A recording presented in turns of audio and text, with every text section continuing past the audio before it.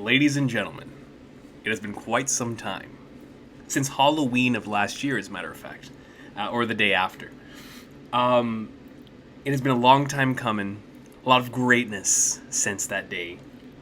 But it is an honor and a privilege to once again have the good brother back on the channel for our beloved Peak Fiction podcast. Ladies and gentlemen, my guy, AJ, aka What's Alexander. up? How you doing, brother? I'm doing really good. Really excited to talk about a lot of really awesome stuff as per usual. When it's been almost half a year since the last time we did this, it's long overdue. So, and we both gone through a lot of stuff. We both experienced some cool stuff. I've experienced some stuff. You have. So I'm really excited to talk about all of it.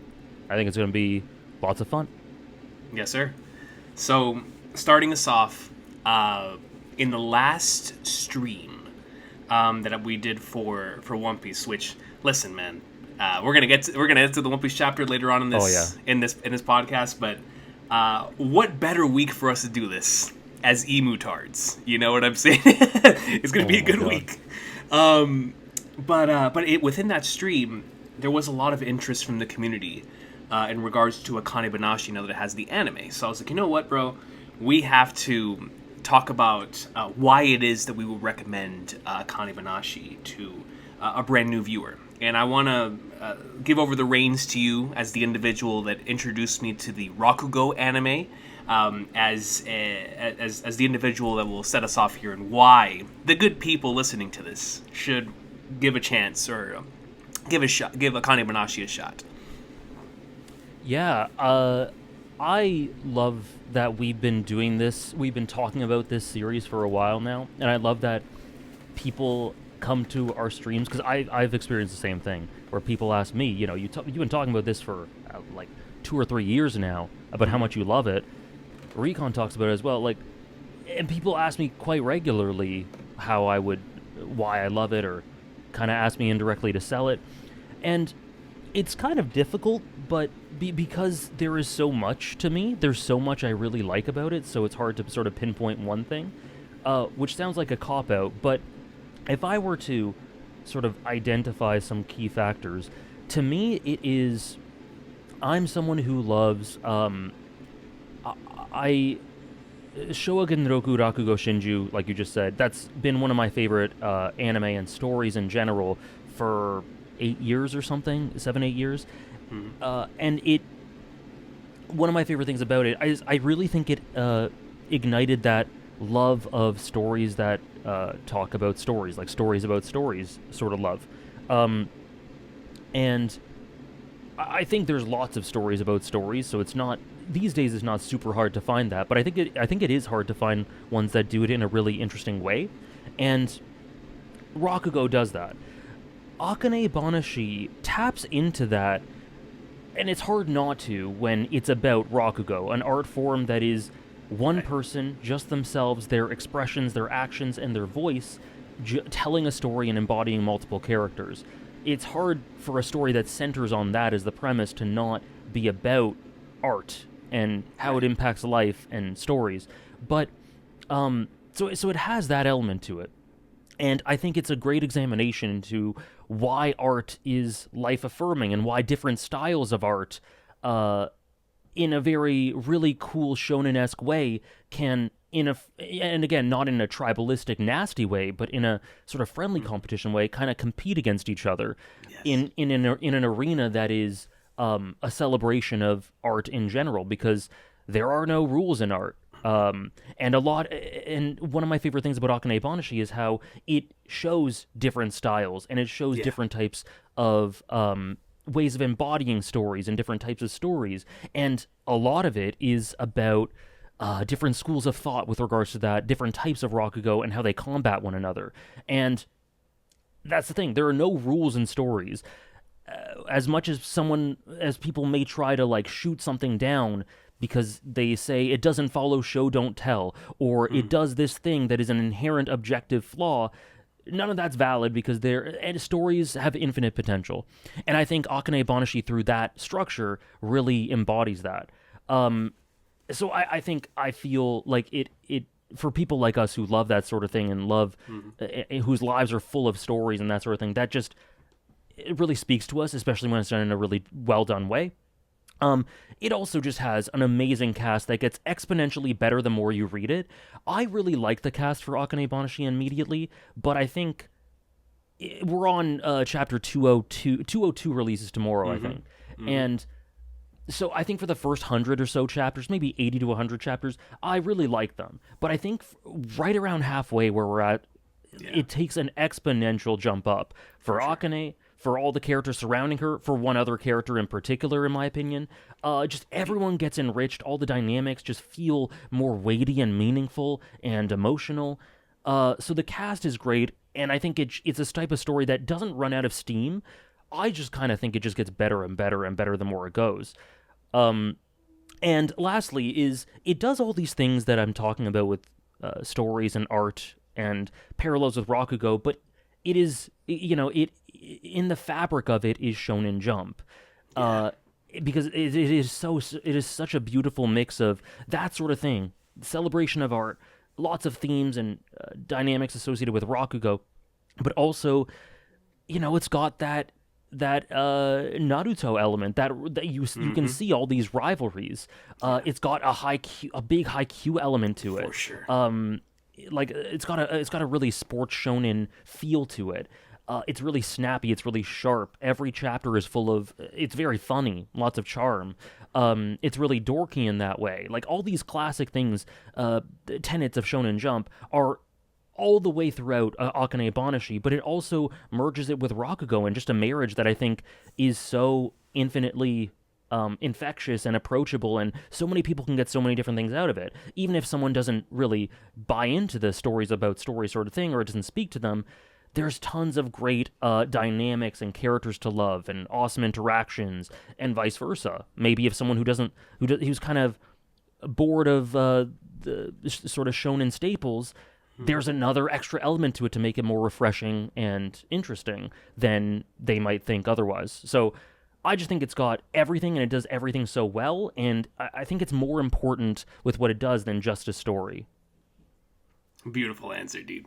Beautiful answer. I cannot add anything onto that. So all I'm going to do is I'm going to talk about it from the side of like the creative and why it inspires me creatively, because that is such a beautiful answer, man.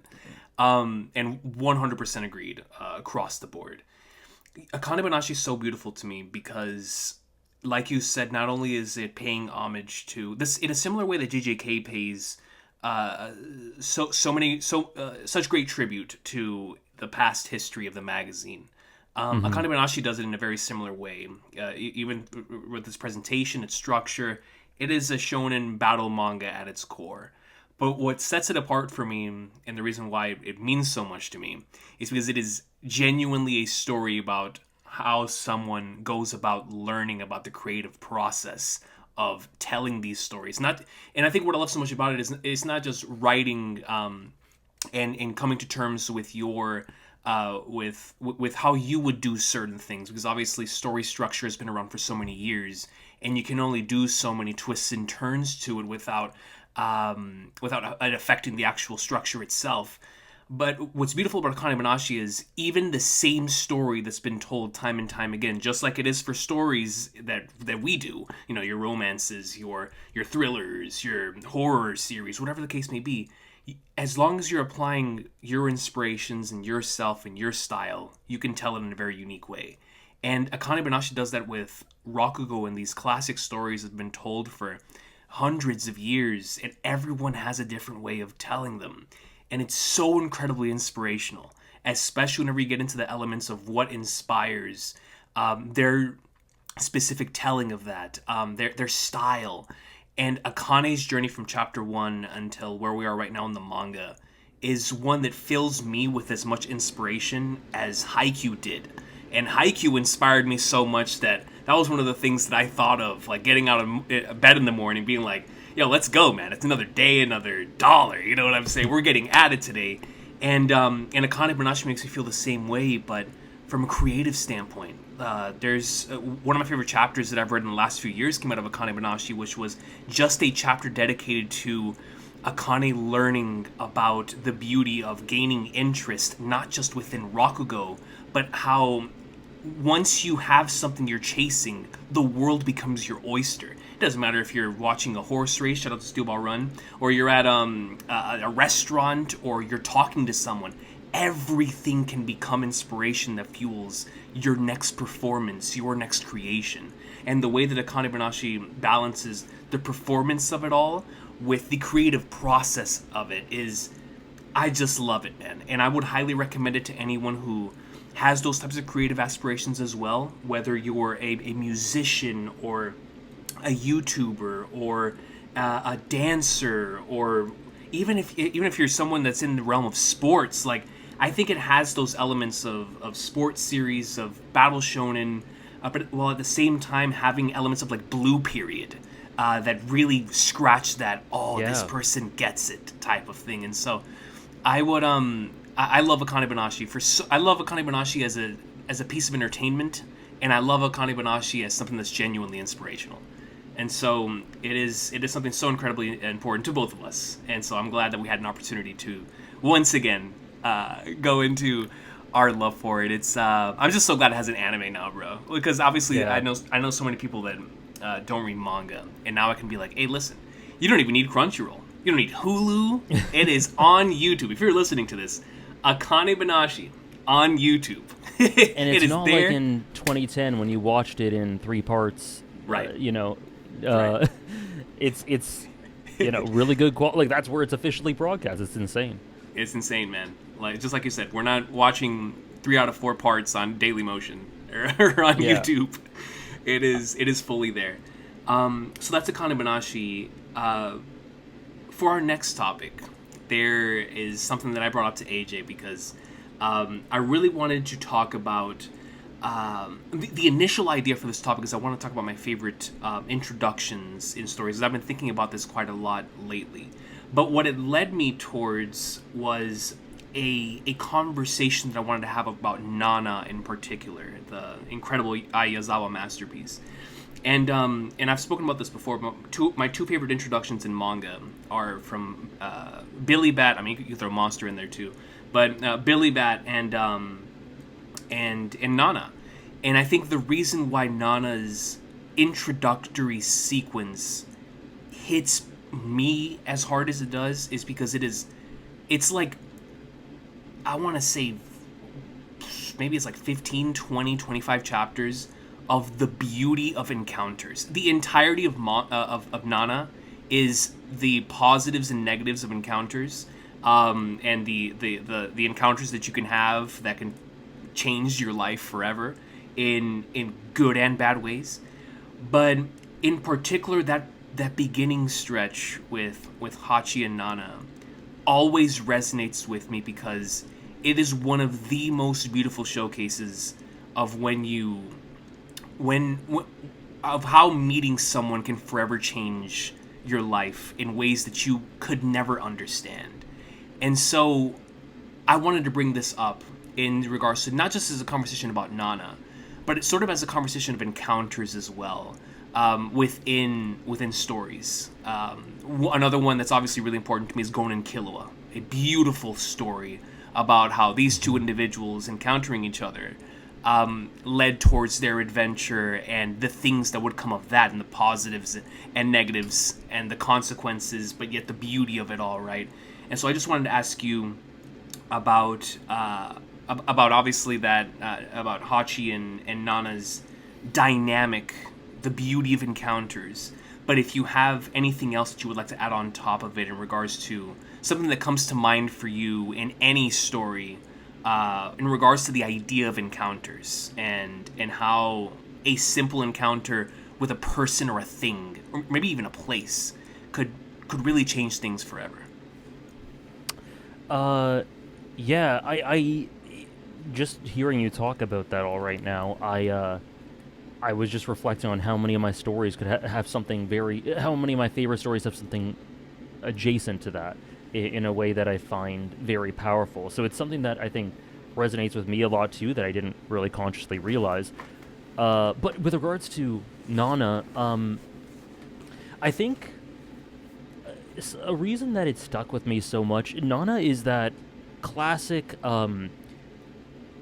feels like it hurts so good anime. 100%. If you want to feel angst and misery, and you just the credits roll if you're watching the anime, or the chapter ends if you're reading the manga, and you just want to crawl into a corner and just, I don't know, like it makes Nana makes me so miserable, but not in a cold way, not in a way that Amen to that.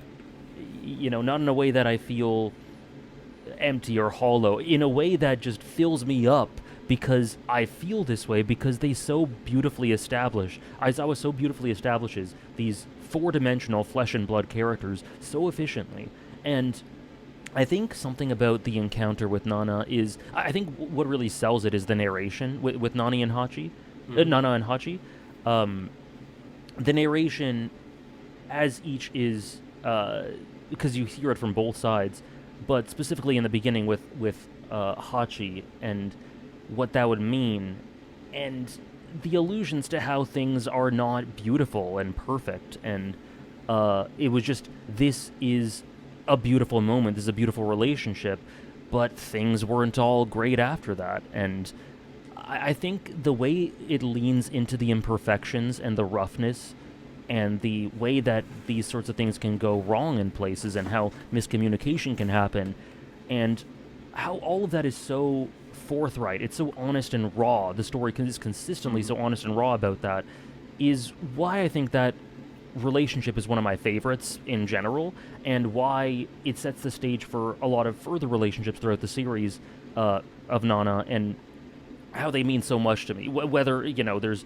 Yasu as well, there's there's Ren, there's Nobu, there's so many great characters, Shin, there's so many great characters and dynamics, and all of them have that common thread, but they're all so different, and they're also toxic in some ways and real in others. And I it's hard for me to think of a series that encapsulates the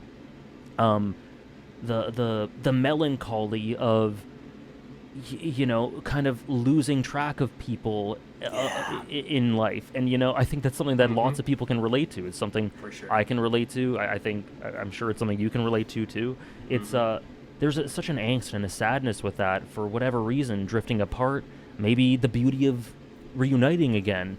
There are very few series that get it as much as Nana does, and it's something that's so important to my life. And I think that initial meeting really sets the stage for that, through the narration, through the presentation, through all of that.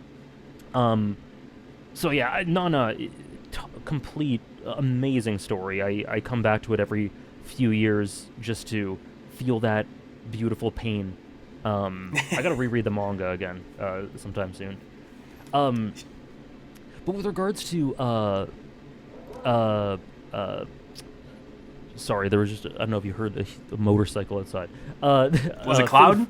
Cloud, come back! With regards to sort of fateful encounters, Gon and Killua is the first thing that comes to mind. But I think of very on brand, but I think of Haikyuu immediately. Let's go. There are so many partnerships in that one. It's defined in a lot of ways by partnerships, but Kageyama, someone for whom, at that moment, given the context of the full series and what his life was in the first episode, in the first chapter, needed someone to fill a lot of checks in his life, a lot of holes in his life.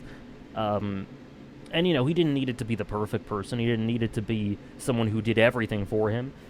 He just kind of was alone for a bunch of reasons. He had drifted from everything, from his family, his community, even the sport he loves, and he just happened at that moment to meet the absolute perfect person for him, who symbiotically filled every gap in his life that he needed, even if it wasn't perfect, but it was perfect because it wasn't perfect, So I think of Gon and Killua, I think of Haikyuu, Hinata Kageyama. I think in multiple relationships throughout Haikyuu, Bokuto and Akashi, to me, is... you remember the scene where Akashi just sees Bokuto playing, and he just thinks to himself, I just thought he was a star. And he was Yes. entranced from that moment. So That to good. me is a perfect example of what you're talking about. Yeah. Even just like Yachi joining Karasuno. She just joined on a whim, and that to me was a really chance encounter. Who knows? Maybe she would have picked a different club or something, but she tried it out, and it ended up changing her life inexorably for the better, and Yeah. gave her relationships that followed her forever, and that she loved so dearly, and that she held so dear to her heart. So to me, Haikyuu has a lot of that. Mm. I could go on and on, but I think the first thing that came to mind for me was Haikyuu, so I'll stick with that I one. love that. I love that. And I think that's such a great representation of that. Like you said, I think it is something that is very prevalent in a lot of our favorites, which brings us into a series that we both love, that I had the grand opportunity to see your entire journey through, which was our beloved JoJo's Bizarre Adventure Part 7. Oh my Steel Ball god. Run getting its first episode, and now we have to wait until fall. I'm just glad that we finally got the announcement for that. But Part 7 also has this very same element of the beauty of Yeah. encounters with Johnny and Gyro, and not just Johnny and Gyro, but obviously so many other characters within that verse, but especially Johnny and Gyro. You know, the journey of now being able to take those first few steps, and from that point forward, one of the most beautiful dynamics in anime and manga is born from that, and it's something I think back to a lot. Obviously, Steel Ball Run in general is just really important to me, but it was just so crazy and surreal to see that episode, because to me it was sort of, I don't want to say that I thought it was impossible, but I just saw it as so far away for so many years. You know, I caught up to JoJo in the middle of Part 3 in the anime, and catching up to the manga after that. I was like, man, by the time we get to my favorites, which is 7, 8, and 6 at the time, it's still definitely in the same top 3, but I don't know what the order is now. But Steel Ball is still my favorite, but that's besides the point. At the time, I was like, man, I don't know how old I'm gonna be when Steel Ball Run becomes a thing, or if I'm ever gonna see it, because I remember the first JoJo opening only went up to Jolene, and I was like, are we even gonna get SBR and Jojolian? Who knows? And I'll never forget when they first announced it. It was like, oh man, this is actually happening. This is a thing.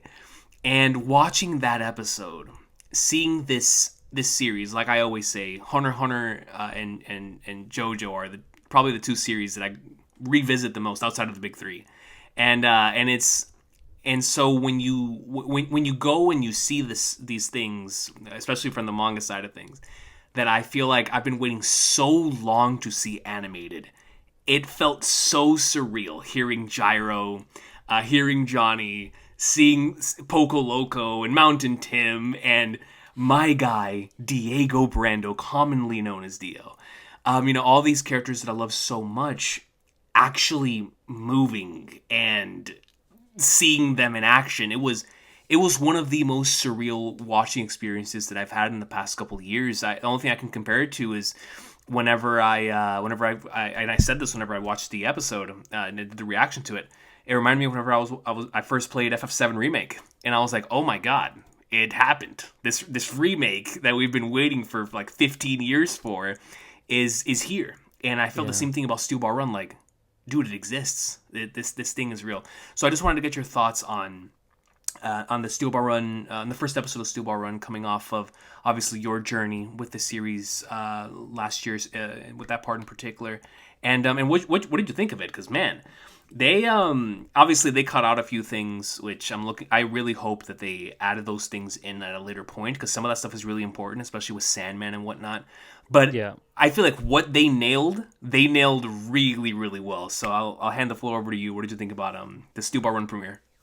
Yeah, I'm glad you gave your thoughts at the end, because I was going to turn it around before answering and ask you what you thought. But yeah, I think they did a really interesting thing with it, which is it's clear they cut a decent amount of stuff, and some of the stuff is like, it's adaptations. Sometimes they cut things, and for the format of episodes, sometimes it's necessary, and Some of that stuff, it's like, okay, I think that's all right if it's cut.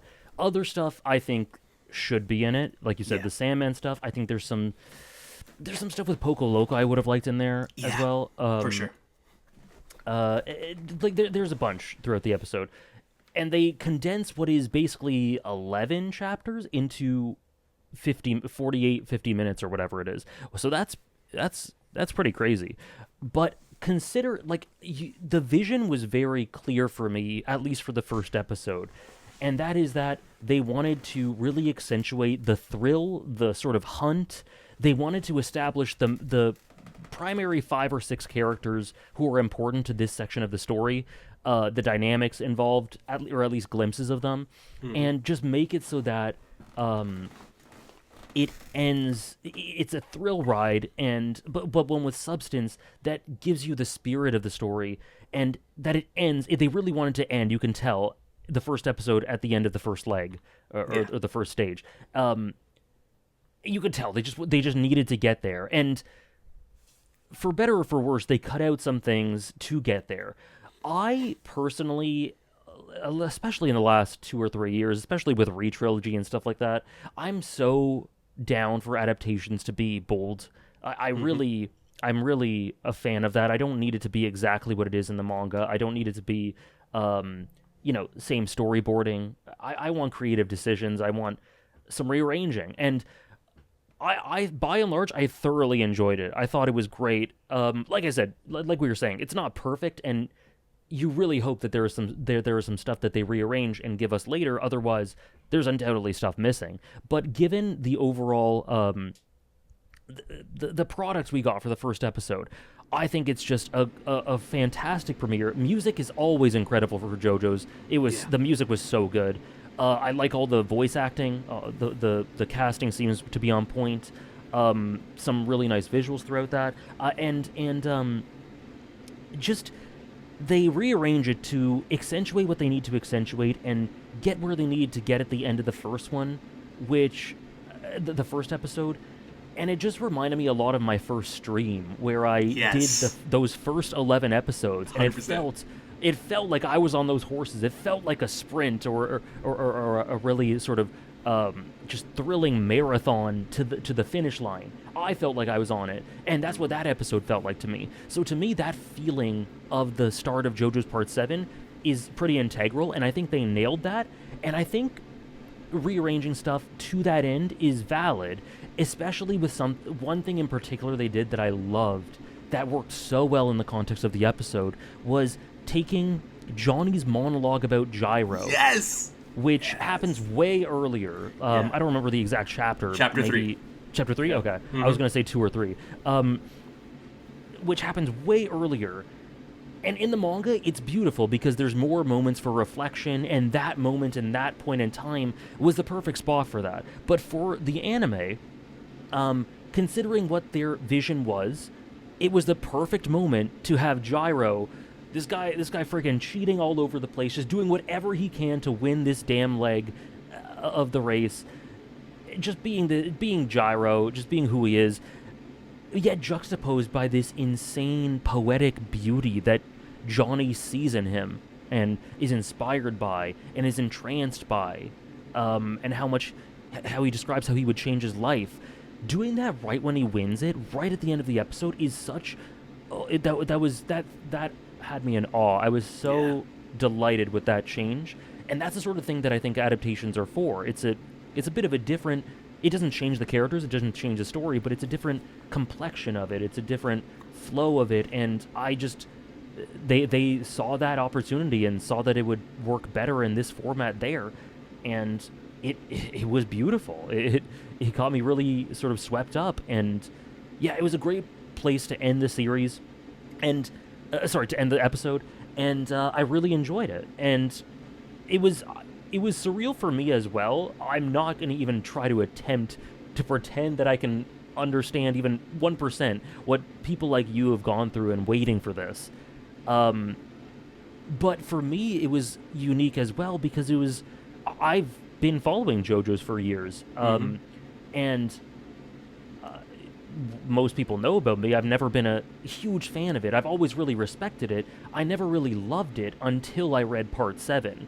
So Part 7 for me is really meaningful. It's one of the more meaningful stories I've experienced in the last few years. It's kind of my FF7 remake, because FF7 remake allowed me to fully embrace and fall in love with FF7 as a franchise and as a story.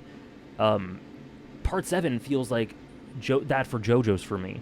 So it's a really meaningful story for me in that way. And so for it to be my first JoJo's adaptation for which I've read the manga, so I can sort of compare and be excited for certain moments, and for me to be able to just, I don't know, just be like I am for the first time in 7 parts watching the JoJo's anime. I am a JoJo's lover now. Like I love this part. I thoroughly love Part 7. It just felt really good. So, I really liked it, and the release schedule, all that stuff. Let's not get into it intimately, but it's not perfect. I'm just glad that it seems to be a great adaptation, and I really trust the staff, and I hope they're getting as much support as they need, because I really love the first episode.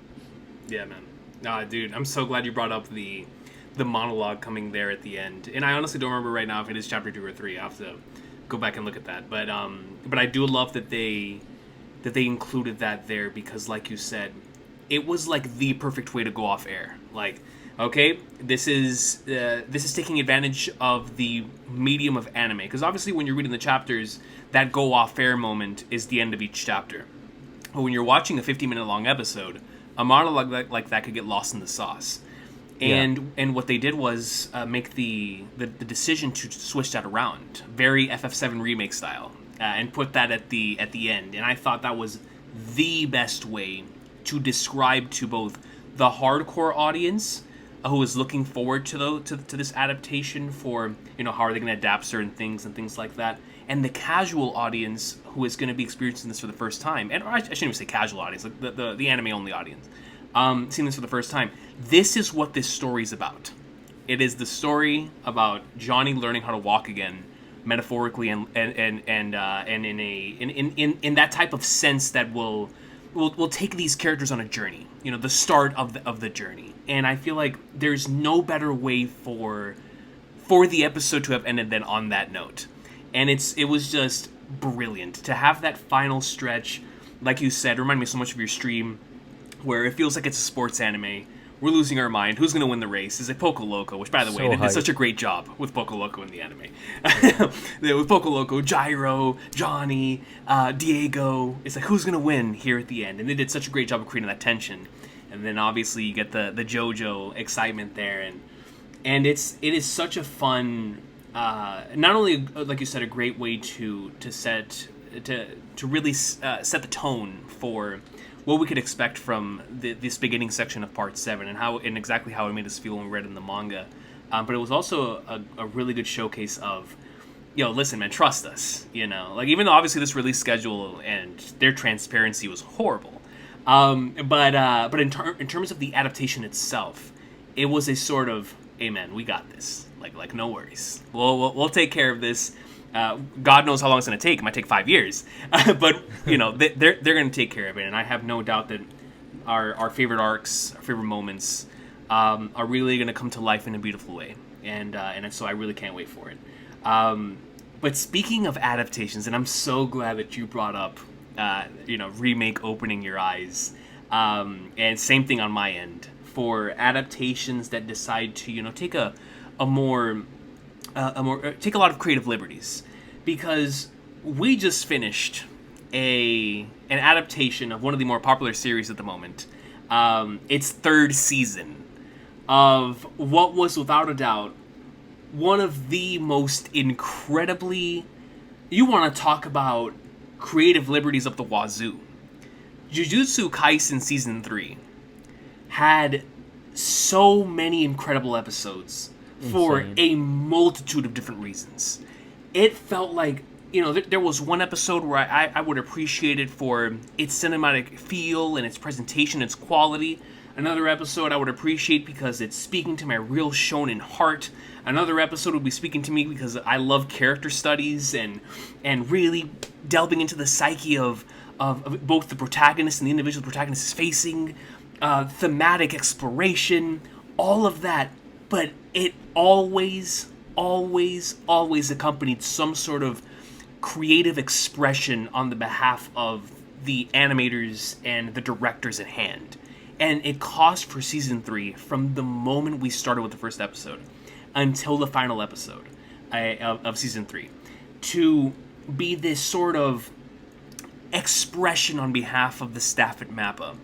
Not only for JJK as a story, but them expressing the different ways that they can go about telling this story in a multitude of different ways that makes the entire thing, the entire package, feel like it's an anime in and of itself.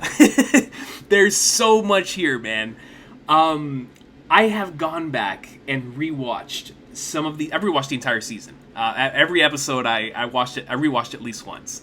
But there were certain episodes that I was rewatching like they were Wano One Piece episodes. And the good people who know me know how much, yourself included, AJ, know how much I love Wano and how much I love that section in One Piece and how much I've rewatched those episodes.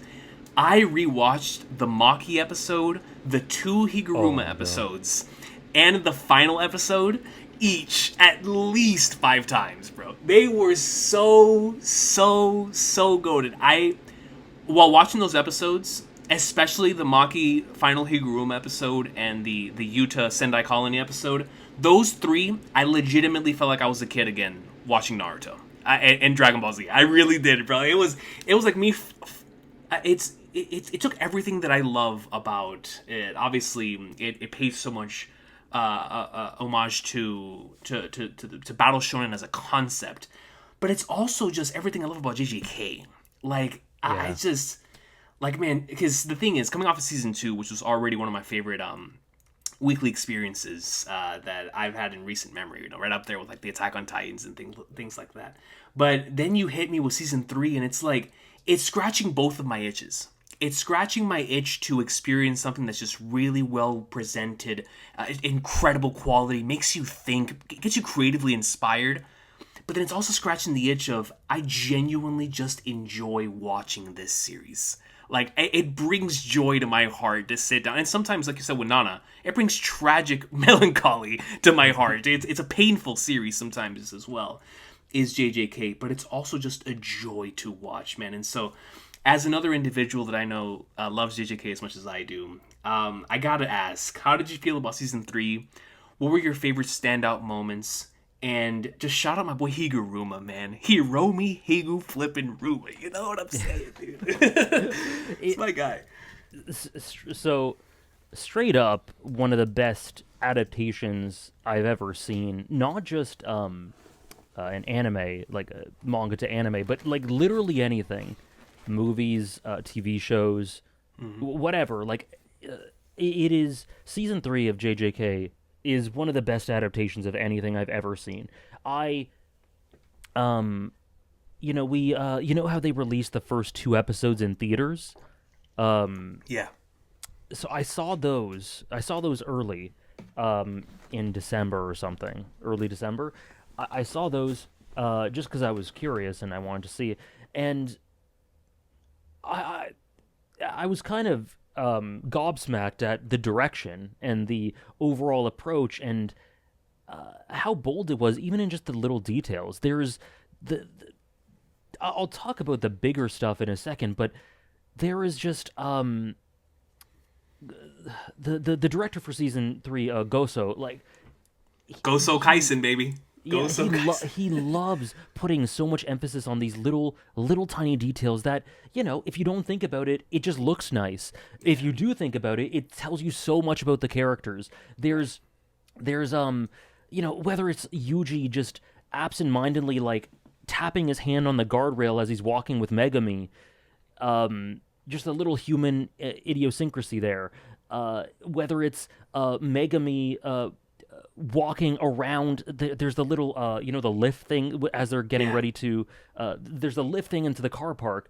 Yuji lifts it up and ducks under it, and then Megami goes around it. And I saw a tweet. I have no idea who tweeted this, but it's representative of both characters, because Yuji tends to be someone who goes headfirst into the obstacle and works a way around it through sheer perseverance. Megami can often be avoidant in certain ways. And then there's another scene with the two of them walking where Megami's covered in shadows and Yuji's in the light. And in the first episode, where there's just these really absent pauses in the conversations. There's pauses that go on longer than we're used to in anime. There's a 10-second, 15-second pause as Yuji's thinking about the potential of Nobata being dead.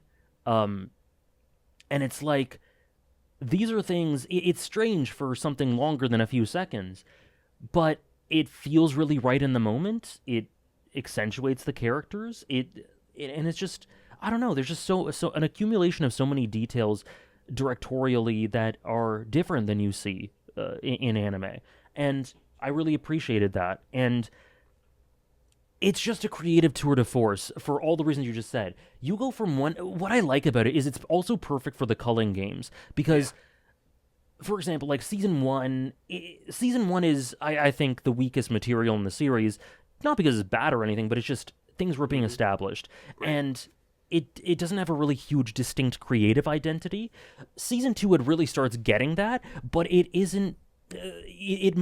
So Hidden Inventory and Shibuya, I think, flow really well. I think Culling Games is just a stream of consciousness of concepts of Gege just throwing all this stuff at the wall and just embodying and communicating a lot of really interesting concepts and ideas. And one episode, you have this incredibly riveting, thrilling, but also deeply sad episode with Perfect Preparation with Maki and Mai. The Nana you're talking about is very much there in their relationship. Just how doomed they are, how Maki lives for Mai. Mai is such an underrated character. She's so good. So you have that just emotionally so riveting. And then an episode or two later, you have a completely different tone as they try to recruit Kirara and Hakari. And you have this 3-minute long one-shot of Yuji and Hakari just talking, and Yuji trying to lie to him and failing at that. So good. And the framing of that and the authority it gives Hakari. And then you go a couple episodes later and you have this incredibly cinematic but also ground level subdued introduction to Higuruma. The it's a night and day. It's complete opposites to the Perfect Preparation episode, because Higuruma's character is someone who's very grounded, who sees devastation in the mundane, in what in society is incredibly mundane, which is the cruelty of the court system, the unfair imbalance in societal hierarchies, all that's how unfair it is, all that sort of thing. And what kills him is how mundane it is. So the presentation is appropriately mundane for his establishment. And then the next episode, it goes incredibly off the wall again with the fight with Yuji. And the thing with that is, that's great, and we love creative expression, but it doesn't work just by giving each episode its own identity, because it could feel like it doesn't. It could feel turbulent as you go from episode to episode, if they feel very different from one another. But the thing is, that is Culling Games, that is Culling Games specifically. If we did this in Shibuya, where it's just a romp of, in the same setting, a lot of the same fights that happen for multiple episodes on end, following the same characters, it's a conflict in the same location, I think that would have worked. That might have backfired. But Culling Games, it very much accentuates the stylistics of Culling Games and all that it is. And so I adore that. And then you go from that amazing, quiet, subdued, but beautiful Higuruma backstory, and then you get this to the incredible spectacle of him versus Yuji, and Yuji's quiet proclamation of, yes, I did that, and Higuruma just not being able to conceptualize how he's taking the blame for it, and all Higuruma is one of the most efficient characters out there. He's so good. 100%. And then like one of my favorite things that an adaptation can do is give me more appreciation for characters that I didn't really connect with in the manga, whether it be through voice acting or maybe extra dialogue or character acting or whatever. And this season, oh my gosh, I loved Kirara and Hakari more than I did in the manga, and I already really liked Hakari. Kirara never really stuck out to me that much, but I love the presentation for her, and even just Higuruma's assistant. She was so cute. She was so endearing and cute. And Reggie. Yes. I hope Reggie. I've said this before. I'm straight up. I hardly remembered Reggie. I hardly remembered who he even was. When I saw him, I'm like, oh yeah, he had some cool writing. And then I needed to like slap myself because the 2 episodes that he's in, he's so good. The great interactions throughout with Megami, how he's so maliciously predatory, but also a strange mix of entertaining and fun, and then the really somber death scene for him as he's bleeding out in the pool, and we have this piano track playing, and there's this strange, weird respect that he feels for Megami, like just a great 2-episode character. And then, kind of the star for me is Kuro Urushi and Udo, but specifically Ryu in the finale. My guy. Yes! Oh I'm my so glad you God. brought him up, bro. Oh my God. Man. One episode, and he becomes a legend in that. Him and 100%. Yuta's dynamic, how Yuta was going to be tactical and was going to do the optimal thing, but just saw how shonen Ryu was. Yes, and went, bro. you know what? Just this once. Let's let it all out. And then the chimes for Aizo start playing. My God. My soul leaped at that moment. Oh my, I couldn't believe it. That is just like you said, pure creative greatness, expression, taking liberties. Every single episode, the consistency's unbelievable, but also not losing track of the shonen, the battle shonen DNA, the DBZ, Naruto, all the influences, Kubo, Hunter, Togashi, like all that stuff is there in spades in that Aizo scene, in the fights in general. But then it goes very avant-garde in some ways, and I just love it. It's one of my favorite seasons ever, in terms of just in general, but especially in terms of being an adaptation.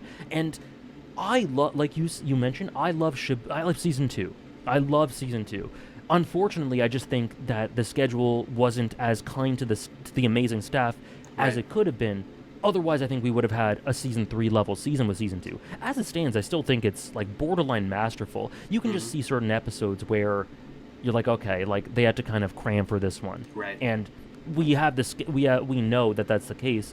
And it's too bad that there are, a couple of episodes that are like that, because the highs in Season 2 are unbelievable. The way I've described Season 3 is that Hidden Inventory, I think, is incredibly consistent. It is masterful every single episode for those first 5 episodes. Season 3, to me, is like Hidden Inventory level quality for a full core. Yeah, dude. And like the highs of Shibuya for a full core. Like, it's incredible. Yeah, I mean, I just talked about it for minutes and minutes and minutes on end. I just adore it so much. I'm so glad it exists, and I hope they've got plenty more in the tank for the rest of the series, the adaptation. Yo, I'll tell you. Well, first and foremost, so glad that that you also enjoyed it that much, because I felt the same way, man. Like it reminded me of how much I loved the adaptation for the same number, season 3 for Attack on Titan, where it was like, I can't believe this thing exists. How did they produce such greatness? Same thing with the finale there. They did such a great job with Attack on Titan and its adaptation just in general. But going back to JJK, it was. I'm so glad you brought up Ryu Ishii. Bro, listen, man. The GOAT. Listen, bro, as both of us being Hunter x Hunter fans, I don't think I've fallen in love that fast with the character in their, because they did such a great job, obviously, with Higuruma, and I came into it already really loving Higuruma, so it was a lot of bias there. Yeah, and they've got the The voice Sugita Tax as well. Come on, Sugita attacks, bro. Gintoki and Katakuri, come on, man. You can't can't do it. So obviously bias there. But with Ryu, it was like when I was watching Hunter x Hunter and during the Chimera and especially during the invasion, there was just so many characters where I was just falling in love with them, just back to back to back to back as these episodes progressed. And it was the exact same thing with Ryu, because I was just like you said, this embodiment of what it means to be a shonen battle manga character who just loves to box.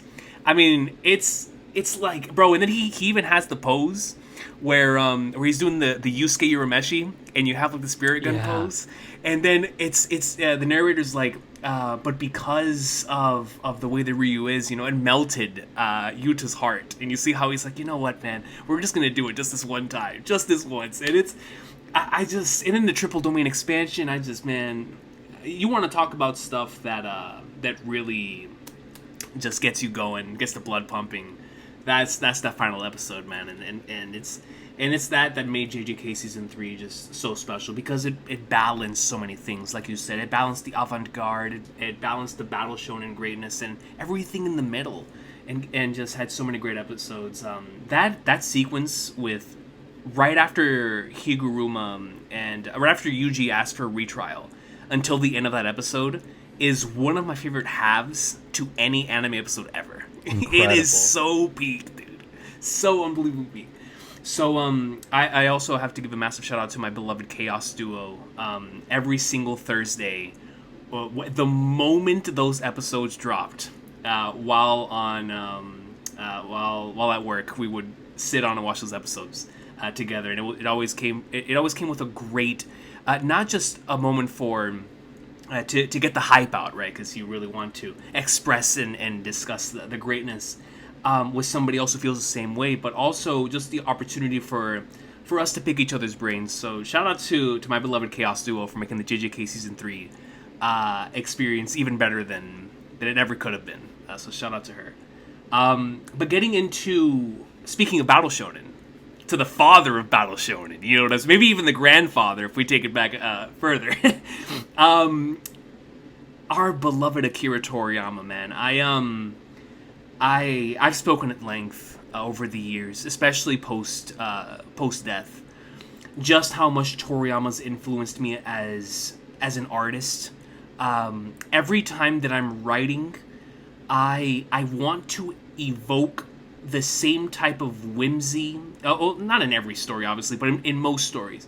I want to evoke the same type of whimsy and adventure that you can feel from Akira Toriyama in all of his artwork. I don't care if it's Dragon Quest, Chrono Trigger, Dragon Ball. I don't care what it is. Jacko, Dr. Slump. Akira Toriyama's art style is something that has always inspired me to the max. And that's just based on the way that it looks. And then you dive into what the man has done. And he's created so many of my all-time favorites. I would not be sitting in this chair if it wasn't for Dragon Ball. And I know a lot of people are also feel that same sentiment. Which is why I am so excited, coming off of you experiencing the Big Three, to see what inspired them. All right, and obviously Dragon Ball. There are moments that are so prevalent within the anime culture. It's a series that has transcended the medium in almost every single regard, with video games that hold memories in many individuals' minds. So to see someone go through Dragon Ball for the first time is not only rare, it's also so much fun to be able to see, like, how someone would react to something like Dragon Ball in the modern day, especially with its manga. So what I want to ask is, coming off of the Big Three, I know you had expectations for Dragon Ball, but I want to know, how has the experience been so far? And do you think experiencing Dragon Ball after the Big Three has sort of been a unique experience for you, where you can sort of look back on, oh man, this is what inspired this trope, or this is what inspired this dynamic, or this type of thing, right? So I just want to know how your experience has been with Dragon Ball. Has it been what you thought it was? your thoughts on like Toriyama's art style and everything and all of the above, man. I can't believe I'm about to hear AJ talk about Dragon Ball. You know how long I've been waiting for this. So the floor is yours, brother. It's so overwhelming because I don't know where to start because I have so much to say about Dragon Ball. In terms of so you said you wouldn't be here and you wouldn't be, making videos or making content without Toriyama. You probably wouldn't. Who knows? You might not even. You might not be half as much as half as much in love with stories as you are because of him. And it's funny because I feel the same way, but and I have not read anything or watched anything of his, because that is his influence. When he passed, it's there's just so much. It just so let me back up for a second. When I started Dragon Ball, because of how much it means to people, because of me being able to stream it like a Saturday morning cartoon with people and share my experience, for this story that means so much to people, I consider that. I consider being able to do that with One Piece, now Kagurabachi, whenever Hunter x Hunter comes out, but also specifically with early One Piece when I first started it, or when I did Bleach, when I did Naruto, when I did JoJo's and even Tokyo Ghoul. These are series that are formative for people, that mean so much for people. And so I consider it, I don't get super somber or anything, but I consider it to be an honor that I can, a big part of my job is to go through them and give my thoughts on them and be excited about them. I think it's something profound to be able to read Naruto and watch the end of Sasuke retrieval, and people to be thinking back to this moment that changed their lives or formed them as a person, and for me to be experiencing it for the first time as an adult, it just means a lot to me. And I don't take that lightly, and I feel very blessed to be able to do that. Now, so that there's a weight there. I felt that weight, considering I always feel that gratitude in that weight, I felt it at least double when I started Dragon Ball because of what Toriyama is, because of the legend he is, because of the influence he's had, because of all that stuff I just talked about. It's amplified with him like a hundredfold. It's crazy. It kind of, until you really sit back and think about it, you can kind of underestimate the influence he's had. But he is truly one of the most influential artists ever. And like I said, I wouldn't be here without him, because probably the series most people associate with me, Hunter x Hunter, likely wouldn't exist in the way definitely not in the way it does, maybe at all, without him. Right. One of my favorite, most formative video games of all time, Chrono Trigger, he's a huge creative part of that. I love the Dragon Quest games. He's a gigantic part of that. And even if he didn't have a hand in it directly,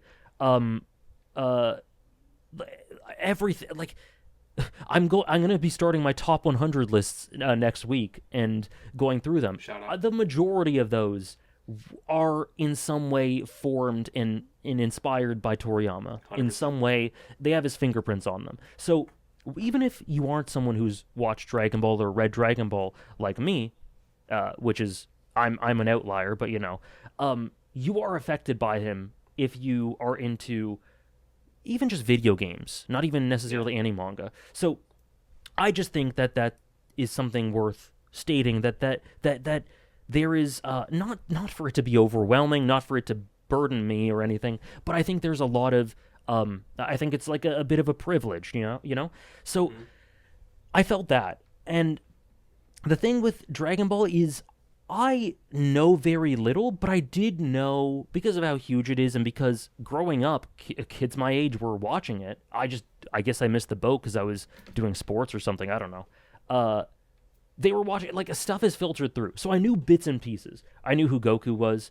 I knew, I have watched a grand total of maybe, I think, 4 episodes of the Boo saga that I talk about this on stream all the time.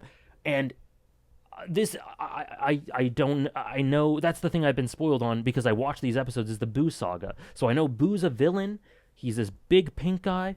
I know he he gets skinnier and more muscular or something, and he's like this big bad, and he's like it's like a gauntlet. It's like Boo was the original Sukuna is my impression of that or something. I don't know.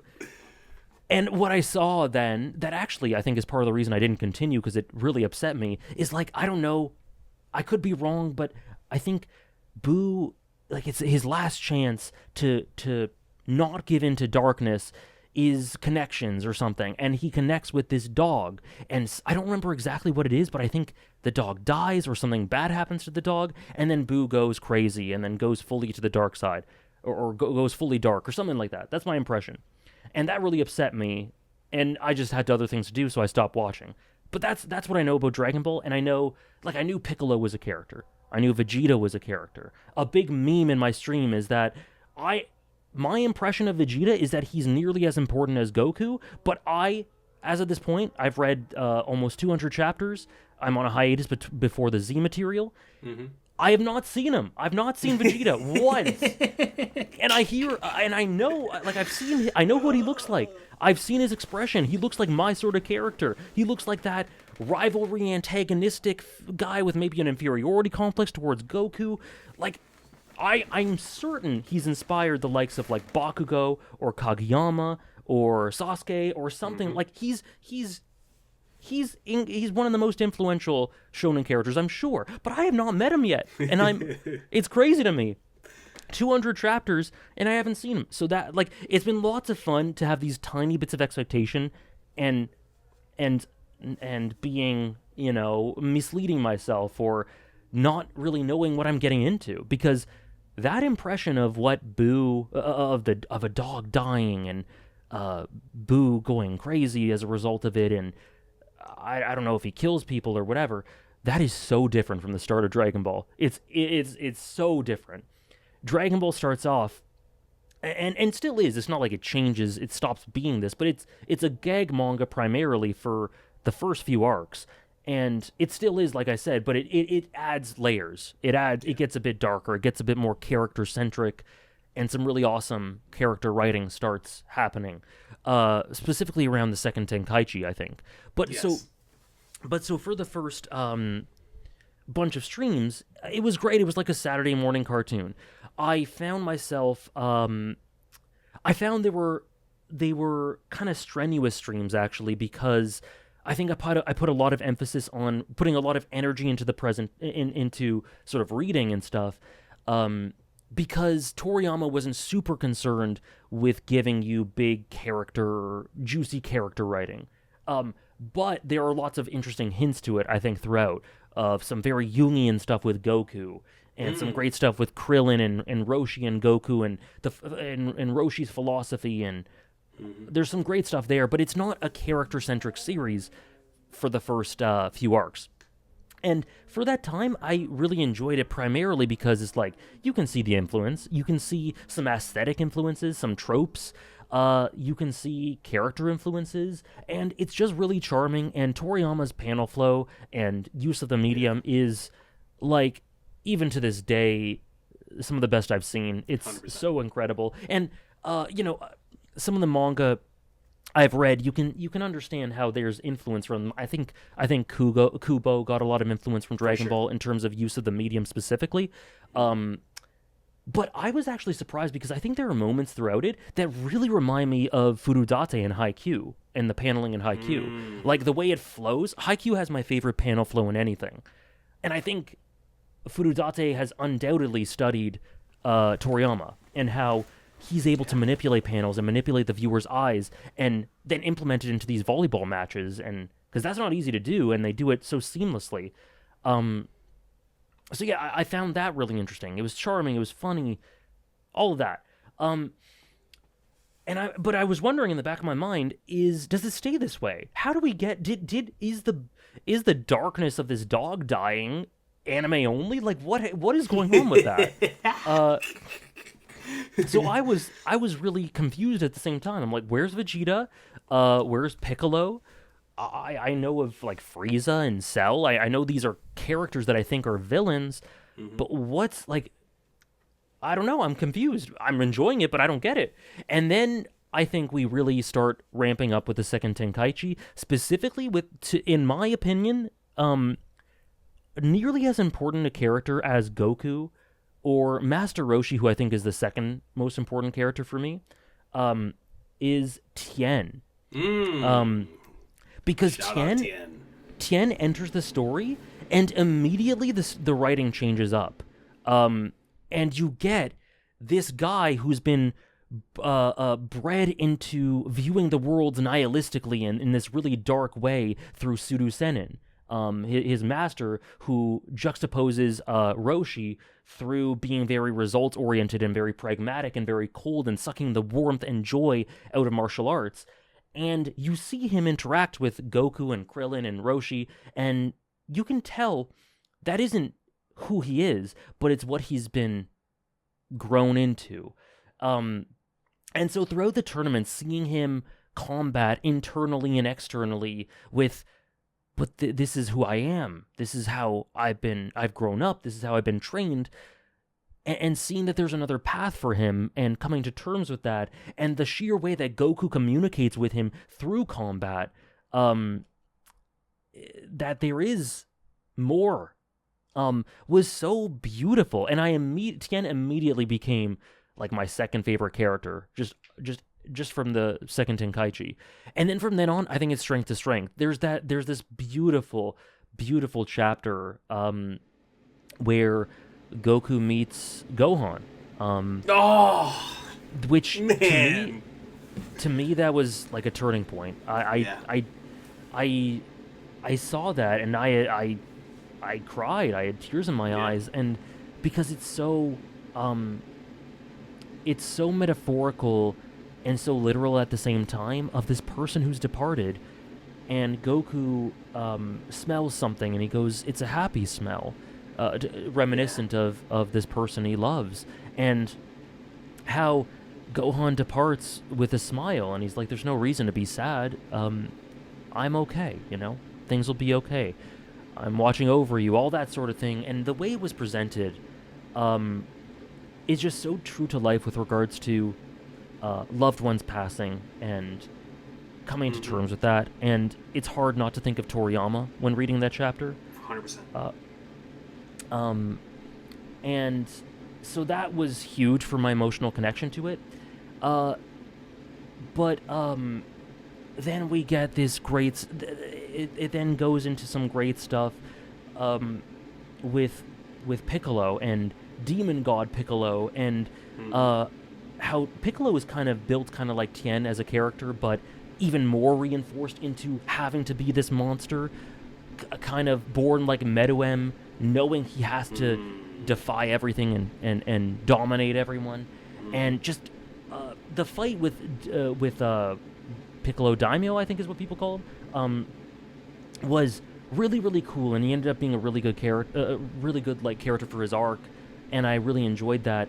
But I loved the potential it had for when he birthed this child, and all that he would inherit, and then how it leads into the third Tenkaichi with Goku versus everything leading up to it, but especially Goku versus Piccolo, and we have how the Kami separated himself, whereas like you see how you understand why he did it, but it's like, is that the lesson here? Are we supposed to separate parts of ourselves, or are we supposed to confront the things that make us uncomfortable, integrate it and grow and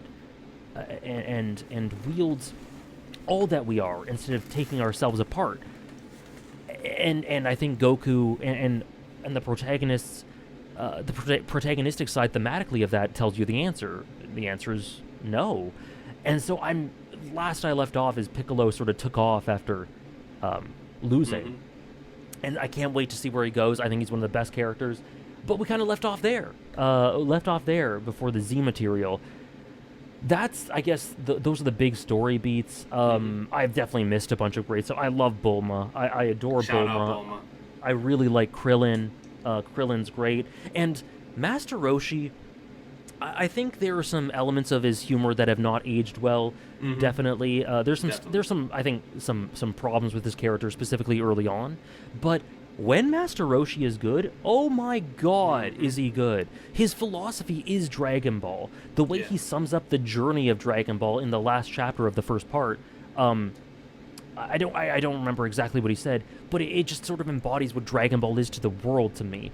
The way he gives Goku and Krillin and everyone this beautiful, productive, fulfilling way of living. It's understandable how so many mentors have played off of him. You can see him in Jiraiya. You can see him sort of more rough, darker elements of him in Netero. You can see all over the place, and it's no wonder why, because I think the heart of his character is magnificent. So yeah, I guess that was my journey. It was so beautiful, and mostly I'm looking forward to seeing which characters sort of continue to get focus, which maybe go more to the background, because I know a lot of more cast is coming. I know Piccolo's going to come back into it. I know there's Cell, there's Frieza, there's Boo. I know there's like another character named Gohan. I know there's Vegeta. I know there's a woman character with blonde hair, and I don't know anything about her. There's so many designs I know of, or names I know of, but at the same time I know so little. So it's just interesting to think about where it's going to go. And it just basically became a series that, for the first few streams, I was just like, this is great. This is a great time. It's fun. It's charming. It's cool to see how manga evolved from here and how this affected things into something that is actually like super up my alley, that I feel a lot for, the characters that I really enjoy. And now it's really near and dear to my heart, and I can't wait. It's going to be a while before I continue it, but nonetheless, I can't wait to continue it, because I just genuinely am very, very fond of the series, and I have so much left to go still. Man, that makes me so happy, dude. You have no idea. Let's go. Yo, I think that is hilarious that was your only encounter with Dragon Ball. It's crazy. Getting into it. Yeah, it's hate. But I think that goes to show the beauty. Did you watch those episodes on TV? Or yeah, that's what it was. Okay, I just flipped channels and saw them somehow. I don't really know. Right. No, and I always talk about this. I think there's a sense of beauty in just flipping on the channel, because that's how I got into Naruto. I'll never forget my boy Robert being like, "Hey man, tune in to Naruto. I think it's pretty good." First episode I ever watched was episode 19, which is the Zabuza Haku ending. Man. And that was the first episode of Naruto I ever watched, and it made me a tard forever. So that's why I'm such a huge advocate for individuals flipping the channel to see if they find anything they're interested in, even if it's in the middle of the journey. I know for a lot of people that happened back in One Piece and Marineford. I remember when that was at its absolute apex. There were a lot of individuals who were just tuning in because it was such a simple story, a brother going to save his brother. And a lot of people, that's why that year broke sales records in the manga volume category, because people were going back to volume 1 and reading it up until Marineford. And so there's a lot of value in experiencing something in the middle of its journey and wanting to go back and be like, oh man, I want to see how we got here. And I also love the opposite of whatever you're watching and you're like, this is interesting, but nah, this just pissed me off. Well, I don't know about this one, Chief, but it's so cool now for you to have a lot more context into this, because like you said, Toriyama's the DNA of Dragon Ball, the DNA of Toriyama is in literally everything, man. I found the DNA of Toriyama in Nana, in Berserk, in all these different things, in Urasawa's works. It's just, it's something that is so integral to, in FF7 especially, in so many of my favorite things, just like with yourself, I've seen Toriyama's DNA in it, and so I'm so glad that you're having this journey and that you're genuinely enjoying it, man. That is awesome. Shout out to, I always see the turning point for me whenever I reread Dragon Ball is once you get to Red Ribbon Army. It's like from that point onward, and then you get into the Tenkaichis. It's like, man, Toriyama just found his flow. It sort of reminds me of with Hideaki Surachi with Gintama, where it's like for the first like 100 or so chapters, he was really trying to find himself. And once he found himself, he got in such a good groove that it's like, yeah, there's nothing else like Gintama. Dragon Ball's the same way, where it's like, even though there's so many things that have taken inspiration from it, once Toriyama found his flow, it's like, man, this is still really unique even to this day. While also still carrying, obviously, I mean, a lot of people have taken a lot of like the tropes and things like that, like you mentioned. But there's still so much there that it's so unique in and of itself. And so I'm so glad also that you also appreciate Master Roshi's character. What a wonderful, wonderful character. But now let's go ahead and get into something that I believe it directly inspired. We're going to be talking about the other one that it for sure directly inspired later on. If you are here for the One Piece discussion that is going to be after this, for those of you who have been listening to this podcast because you obviously love listening to us speak, or you just want to see two people ramble about stuff we really enjoy talking about and or love, this is the point in the video where I'm like, just be careful of spoilers, because now we're going to get into spoilers for two series I really adore. The first one's going to be Trails, now that we're going to have the opportunity to talk about Trails Beyond the Horizon. And then the second one is going to be One Piece with the latest chapter in the manga. And so if you don't want to be spoiled on either of the two, then definitely just be wary of that. There will be timestamps, of course, as always. But getting into Trails Beyond the Horizon, this is one, obviously, that is similar to Gintama, the Shogun assassination arc in Gintama. It's been like the most difficult thing to keep quiet about, where all I wanted was to talk about this, but I feel like if I talked about any aspect of this game, it would have ended up spoiling someone. And so after the initial spoiler cast that I did, I was just like, man, all the different times I want to talk about it, but I was like, no, I have to wait until it gets localized. Gotta wait till it gets localized. It is localized.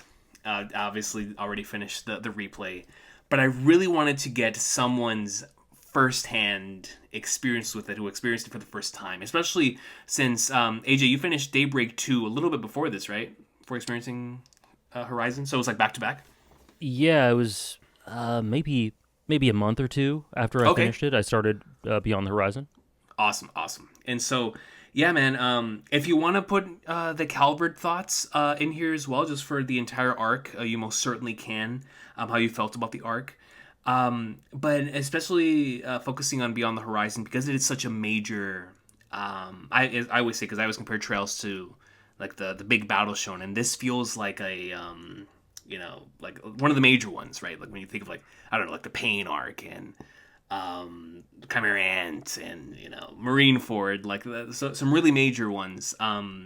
This is an important one because not only is it a major part of the story that is finally answering stuff and providing obviously more questions, but it is just like with One Piece and where we are right now, it is the beginning of the final saga of Trails. And so I just want to get your thoughts on it. What did you think about it? Obviously, you're a big fan of Reverie, as I am, and Beyond the Horizon takes a lot of inspiration from Reverie in many different ways, but especially with the way that its story's structured. So I'm interested in hearing your thoughts on the routes, the game, the moments, and just anything else that stood out to you in regards to Trails Beyond the Horizon. Man, there is so much. One thing I love about talking about Trails is there is you could talk we could have done a whole 3 hours just on Trails. 100%. And then we'd have 3 other sagas, Yeah. So I don't remember. Did I talk about Daybreak on? On the first one we did. We talked about the first one. I don't think we've talked about the second one. Okay, so Calvard in general is a really interesting arc because it's hard with an incomplete to sort of rank it against other arcs, and it's so interesting because I've talked to you right after I finished certain arcs. So I talked to you when I finished Cold Steel 4 right after it or something. But I find that the way they age is really interesting because I think Cold Steel actually has aged really well for me, like the best out of all the arcs for me. But I digress. So Calvard is really, it has some really key strengths, I think, that I think are the best of any arc and any, I guess, section of games in the series. So I still think that thematically, in terms of telling a story through its setting and through the messages associated with the setting, I think I think that Crossbell's undefeated. I don't think you can beat Crossbell in terms of it being in this interstice, it being in this purgatory, in between warring nations, and now the people within it are stuck themselves, and to reflect the setting at points in their lives, and how people are there to pick up the pieces and be the antagonists, or just doing whatever they can for liberty for Crossbell or for themselves, and they go to these crazy ends for it.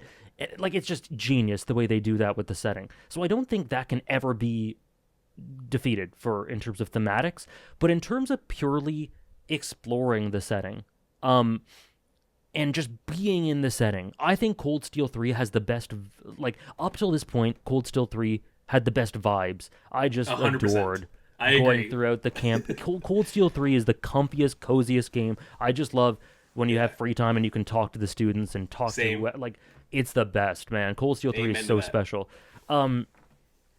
But then I saw Edith, and the only game, the only setting, the only game to really rival Cold Steel 3 and just about maybe the slightest bit be a little bit more immersive for me and a little bit more of a joy to roam is the setting of Calvard and being Vaughn and 100%. Going through Edith. It is so fun to just live in this setting and interact with the characters in the party and just explore it. And those rainy nights where Vaughn goes out to just scope it out and have a drink, the atmosphere, the music, it's unrivaled, man. There's nothing like it. So that is so good in these games.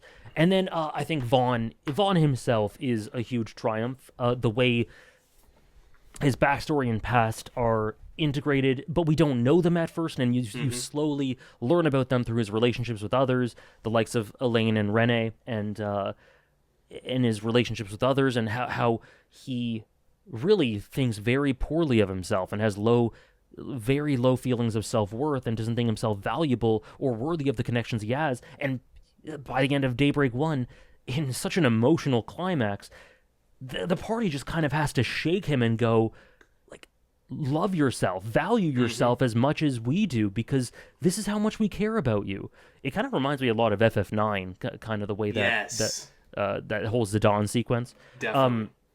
But so yeah, and then what I like is that it's not all solved at the end of Daybreak 1, which is it's not okay, I love myself right away. It's okay, I value all of you so much. You're my family. So if you think this, maybe you've got a point. Maybe I'll give myself a chance. And that's where we leave off in Daybreak 1. And it's interesting because from then, we've kind of been poking at the periphery of Vaughn in Daybreak 2 and 3, but that hasn't really progressed in a lot of ways, and I imagine the next game will be big for that, especially with Rene having the role he does. Right. But as for Daybreak 1, I love it. To me, it's one of the best games in the series. I think it's the best first game of an arc. Agreed. I think it's really good. It's one of my strong favorites to this day. It's one of my favorites. Daybreak 2 is so interesting because they try so many things, and they do some really interesting things. And there's some sections of that are really great, really incredible. Like Ren has some great stuff in there. Yes. It has kind of the culmination of her character arc in that. Quatra has some really good stuff there too. The intermission I loved. I really liked the intermission. Yeah. So I enjoy my time primarily because I just love the party. I love just hanging out with the party and seeing more of Calvard and this setting. And I love just Judith. I just adore her. I just anything with Judith. I just love being with her and her just being herself, and I just find her adorable. But I also love Agnes and Burgard, and like the whole party's great, and I just loved spending more time with them. But I do think Daybreak 2 has quite a few issues, specifically with what it does with the loops and stakes, and eventually over time I just found myself being like, well, this person's dead, but let's just rewind and then figure out what we got to do. Like I found myself a bit fatigued, and the novelty wore off. But it also does some really cool things with Dingo, and I think I saw you when Daybreak 2 first came out, or maybe when it was localized. I saw a video you did, and I listened to just a bit of the first couple minutes or something, or maybe I saw your tweet. I don't know what it was, but I saw you describe it as punk hazard, punk hazard of Trails, and I totally agree, because it does a lot of connecting, transitioning, glue stuff.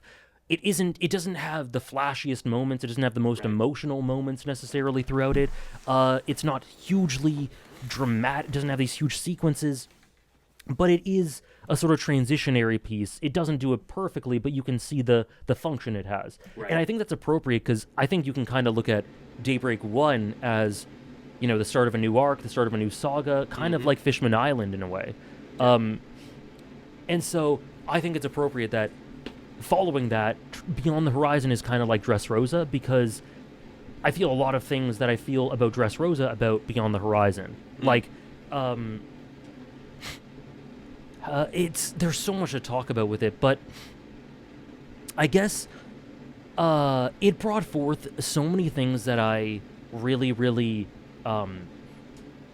that are super for me. Like, Rain's one of my favorite characters in the series. He's back, and I love seeing him and Crow just hanging out, and him being able to just enjoy, like, in the I forget what they're called, the connection events. I forget what they're called. Yes, yeah. I think that's what they're called in the last one, is in Calabar. They are called connection events. Okay, those in Beyond the Horizon, they're like all amazing. They're all so good, and so just being able to see Rain after all he's going through a similar arc as Vaughn in terms of what it is of just learning to value himself, and seeing the end product of it, because it's subtle, but he is able to actually take a load off and get a bit tipsy drinking with Crow. He's able to open himself up and just relax more than he ever has, I think. And I love that. It's very subtle with him, but I love seeing Reen like that. And then Kevin, maybe my favorite character in the series. It was so great to have him back. I was so glad to have him back. I missed him so much. I freaked out just by seeing him in the credits of whichever one it was. It was CS4. It was Cold Steel 4? Okay. Yeah. I just freaked out seeing him there. I'm just like, oh my god, I have the tiniest Kevin Crumb. That's all I need for now. I wanted him back eventually, and we got him back. And not only do we get him back, but he's back with Rufus, another one of my favorite characters, with the picnic crew. The picnic crew! And him having, again, the connection events are so good. Him having these great dynamics with Swin and Nadia, too. And Lapis and Rufus, he just fits in like a glove with them in this huge dysfunctional family. So, now, I those are some things that I really, at first saw and was really excited for, and I really enjoyed the first few hours. And I do have problems with the execution of certain things throughout it in Beyond the Horizon. I do have problems with it, and things that sort of made it a good entry and one that I thoroughly enjoyed, but maybe not one of my favorites in the series. Despite it having some of the best highs in the series, which is funny because that's kind of Dressrosa. Like, it is. Dressrosa has so many problems, but the things it does well are so good, and it's so like that's why it's kind of spooky to me how great the One Piece comparison is. Yeah. But yeah, so I do have problems with it, but those things were great. It was cool to go throughout the route system again. Music is great as always. I really liked exploring new locations again. Anchorville is really cool to see where Judith grew up. And so despite the problems I may have had, I love what it brings forth for Renee. I love what it brings forth for Graham Hart. He gets really interesting stuff throughout. and what it does metatextually, because this game is gigantic for the overall spanning plot of the whole series. Yeah. The way it's so creepy when Reen and Crow look through the telescope and they see this like barrier that no one else can see, and it's like, what's the deal with that? And basically the idea that there are resets and there are sacrifices to forestall these resets, and that some entity observing the world, controlling the world, is using these lives as their whims, to their whims. And how interesting that is, considering, I think they're gonna, I would imagine they're gonna explore lots of things to do with, this is our lives. This isn't just a story for your entertainment, which is very meta for video games, which is really exciting and really cool. And just that whole premise of the rocket launch and the countdown to it was really cool, and the mysteries all surrounding it, and the conspiracies. I ate all that stuff up, and the final act, in spite of any problems I had on the way to it, that final act is one of the best sequences in the whole series. 100%. Agnes' sacrifice, everything leading up to it, it's all on point. There's this one chapter, I don't remember if it's in the final act or maybe right before it, but either way it's around the ending, where we see with Kevin and Rufus's crew the aftermath of the explosion in that, I forget the name of the town, but where Dingo died. Yes, like that, bro. that was so incredible. Primarily because it just switches things up and lets you take a beat and lets these characters, because that place means a lot to Vaughn. It means a lot to the party. But these characters are entirely separate from that, and yet they feel the weight of all of it. They want to uncover it. They're good people who understand the horrors of what happened here and the legacy of Dingo, and want to carry that forward regardless. It was that, like, there were so many great moments of that. And one last thing with the final act is, all around, I don't have, like, it was fantastic. I loved it. High concept, really thrilling, just very emotionally moving. But to me, one of my favorite things in the Calvar games is the Elaine, Renee, Vaughn dynamic. And Renee's role throughout all of this in being this, you don't know exactly what he's doing. He's burying himself in his work. He's not communicating. But I know, but Vaughn says, I know him. I know you. Right. And you wouldn't do these horrible things. And then seeing that he was communicating with Agnes and doing these things with her consent, but nonetheless playing the role of a villain to these ends as a contingency. I just think that that's one of the juiciest dynamics in the whole franchise. The franchise, but I meant Calvard. And focusing on that and really honing in on that with Elaine, Vaughn, and Renee going forward with all the angst around them would be... I really hope the next game does that, and I think it will. Because it's been done consistently incredibly well throughout all three games, and the horror of Elaine and Vaughn going, do we know him? Did we know him? No, I know him for sure. Like, he wouldn't... But do we? Like, there's always this nagging anxiety in the back of their mind. And then Vaughn has this connection event with Renee's dad. Yes. Like, there's lots of great little details surrounding that. And another great connection event with Elaine. And Vaughn and Elaine have their own stuff going on, but then applying it as a trio. So that's probably my biggest hook going forward to the next game, as well as the overarching mystery, of course. But yeah, in general, it kind of feels surreal that you and I have played the same amount of Trails games. Like, that's crazy to me. That is crazy. But it feels great to be caught up. I can't wait to see where it goes. And Calvard, I think, has a really good chance of being one of the better, I guess, sagas in the whole series. I still continue to really enjoy it. So, first and foremost, I'm so glad that you enjoyed it. And it is crazy, man, that you're finally... or I should say, a better way to put it is that you and I have played the same amount of Trails games. And it's also nuts because I think both of us are... It's like the same type of...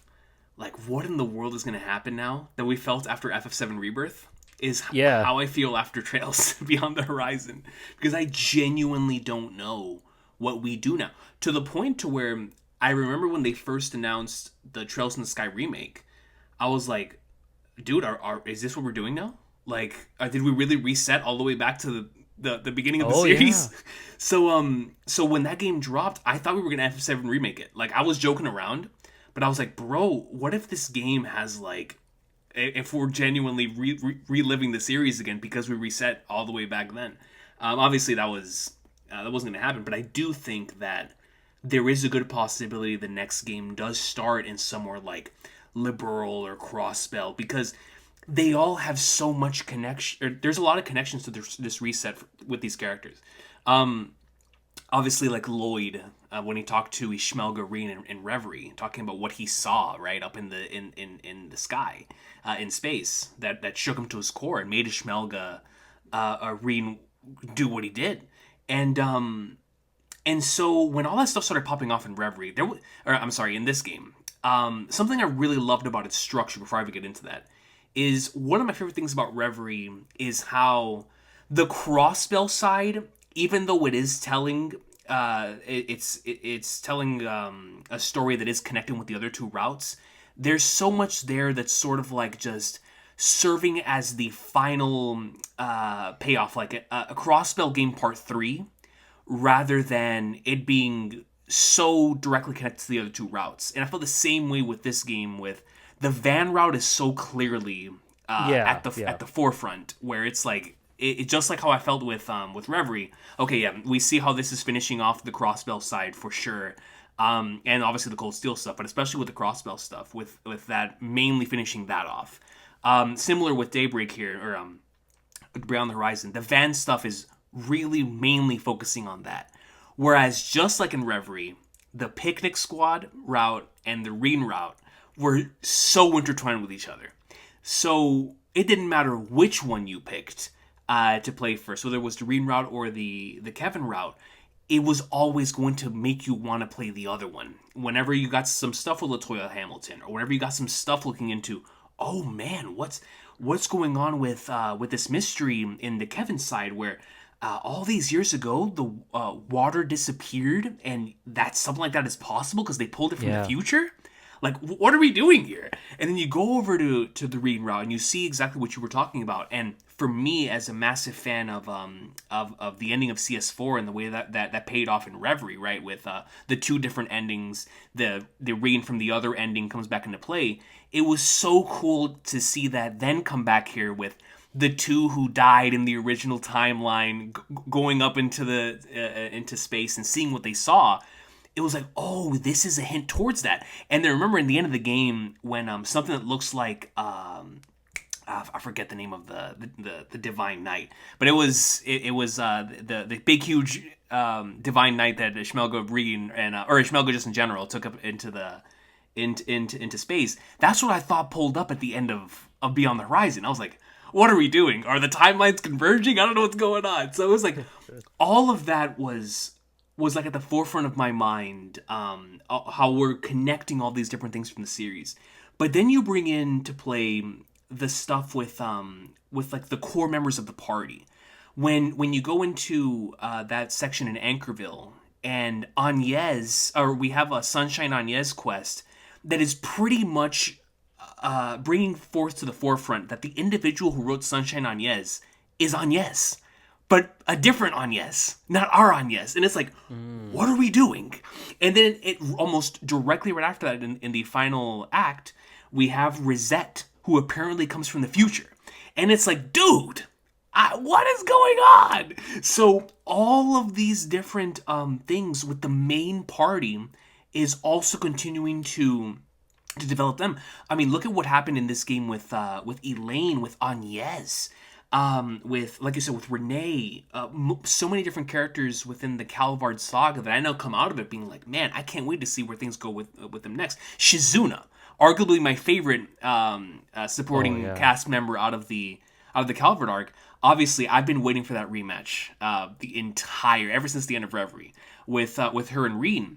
But even outside of that, the stuff that she got in that connection event with Van made me be like, oh, wow, what are we cooking here with this character? Because there's a lot of very, very interesting things that we can do now, because now we can sort of explore Shizuna in a similar way that we did with like McBurn, and exploring that other side, like the monster inside type of thing, which I really do hope that we get some McBurn stuff here soon. He's been mentioned like 500 times. They mention him all the time.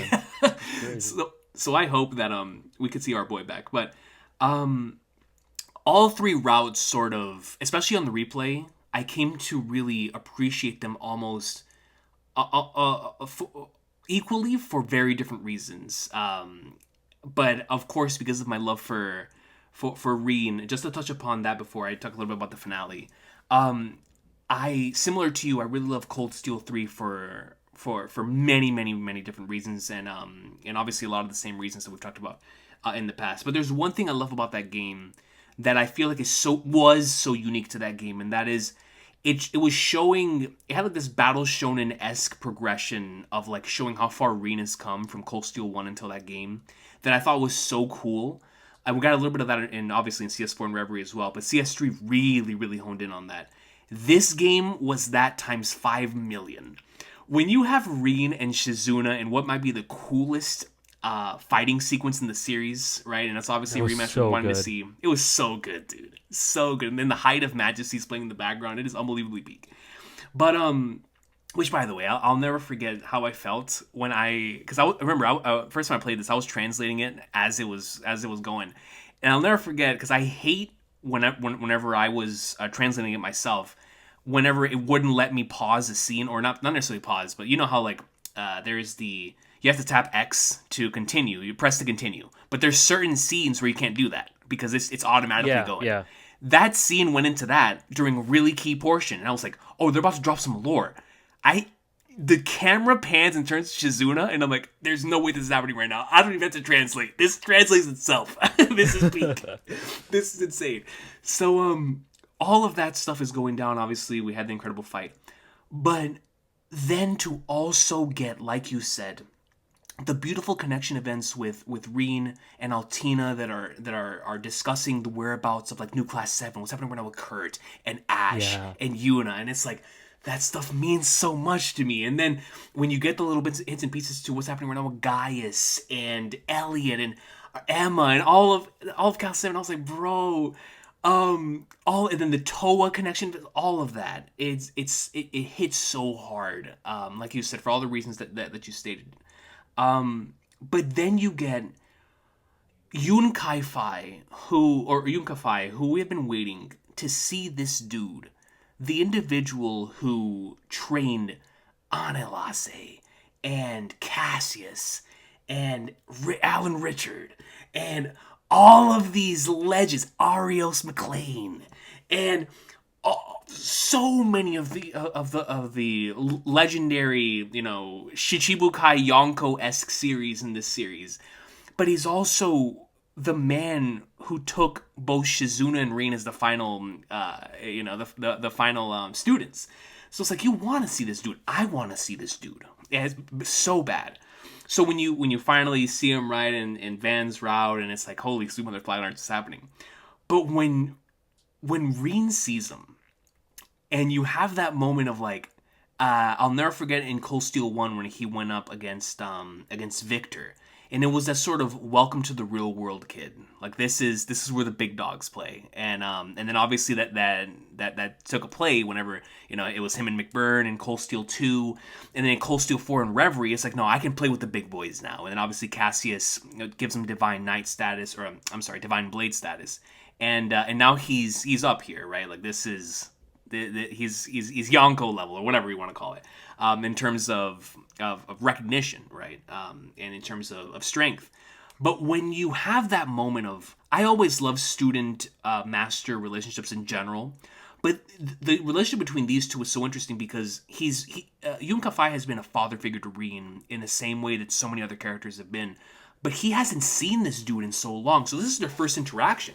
And what I love so much about this is what I want from Luffy and Shanks when they end up meeting again, is it's sort of, I'm happy to see you, but I want to test you. I want to test how far I've come.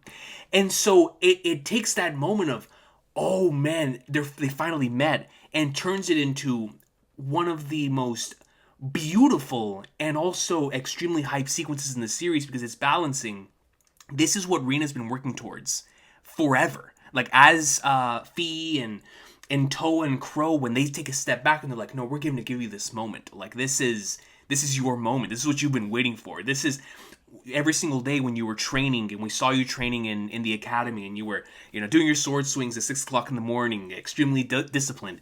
You were trying to reach the status. This is the blade that you were measuring yourself against. And so when you have that moment of he's actually holding his own, he's actually winning a bit against Yunkafai, and it's like, wow, this is how far he's come. But he obviously came this far because of his friends, because of the journey, because of the hardships. And so to have the Shizuna moment in this game, but also the Yunkafai moment was like, oh wow, similar to how when I finished Reverie, and I was like, man, this is how far his character has come thanks to the reflections in the mirrors that is old Class 7 and new Class 7. To then have this here with Yunkafai really showing just how far he's come as both a person, as a man, but also as a fighter it was just the most battle shonen thing you could get from this series, and I adored every second of it. But just to touch upon the finale here, when I finished this game the first time, and I hadn't even played Xenoblade yet, I was just going off Xenogears. I was like, this is if Tetsuya Takahashi wrote a Trails game. Yeah. For the finale. Because, boy, that final section truly feels like it came straight out of Xeno. There are so many things that I have been thinking about, just reflecting upon it, just in regards to the same way that Xeno makes me think about other stories and things that inspired it, or pieces of psychology and or psychoanalysis, or any of these different things, similar to Nier Automata, makes me think about the same things. The end of this game made me think about some of my favorite sci-fi stories, like Isaac Asimov's. I'm trying to remember. It was a story about a box that basically resets the universe every time. That Trails obviously took direct inspiration from. But it was stuff like that where the final act was filled with so many of those things, so many of those nods to science fiction, where I was like, my God, like we're really dealing in and really leaning into a lot of this stuff now. Like, obviously it's been in the back burner for a very long time, but now we're really leaning into the inspirations here. And I just found, after Trails in the Sky second chapter, when we reached that which it may be a final dungeon that hasn't even been touched, just in regards to lore, was that Sky SC final dungeon. Ever since then, we haven't really gotten a final dungeon that reaches the overarching narrative type of thing. Because obviously, I really love the final dungeons of Azure, of Sky the Third, of Cold Steel 3 and 4, of Reverie, and obviously this one, and definitely Daybreak, for all being personal and wrapping up stuff in regards to their own arcs. But Sky SC's was so unique because it touched upon so many things for the overarching narrative of Trails. And this is exactly what we got here. And it was like so many things, from finally being able to go up into space and see what actually is on the beyond that has been, we've been hinting towards it, from the Grandmaster and McBurn's conversation, to the stuff that we saw like within the Ishmael Gareen stuff, all of that. Being able to see it in full 4K.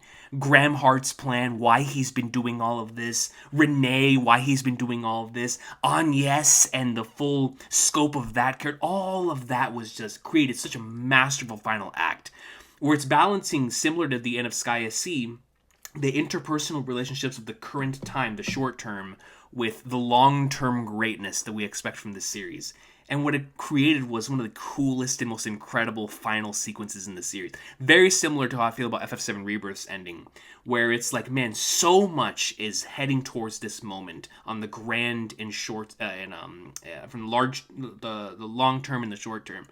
But at the end of the day, the stuff that really makes that final act hit is because of the relationships we made up until this point.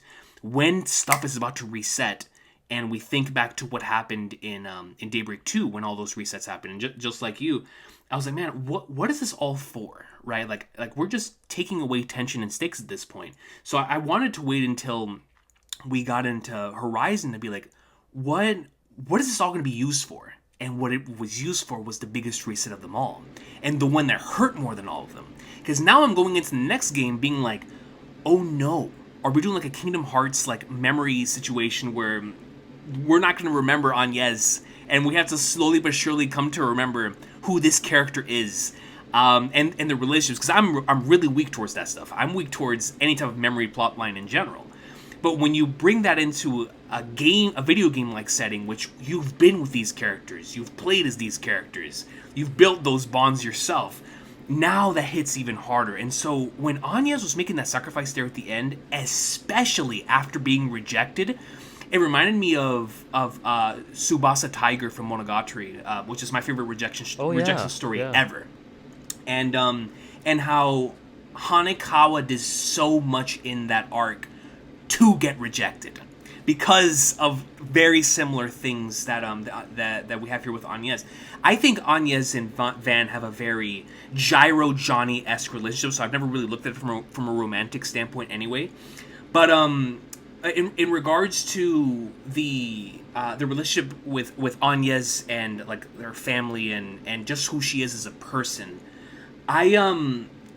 what I love so much about Agnès and the way that her character has been handled within this arc is that childlike, there's this dude that I have a crush on but is also my boss, that is so incredibly raw and interesting just to see from her perspective, because obviously it's number one, not a dynamic relationship that I want to see explored in any capacity.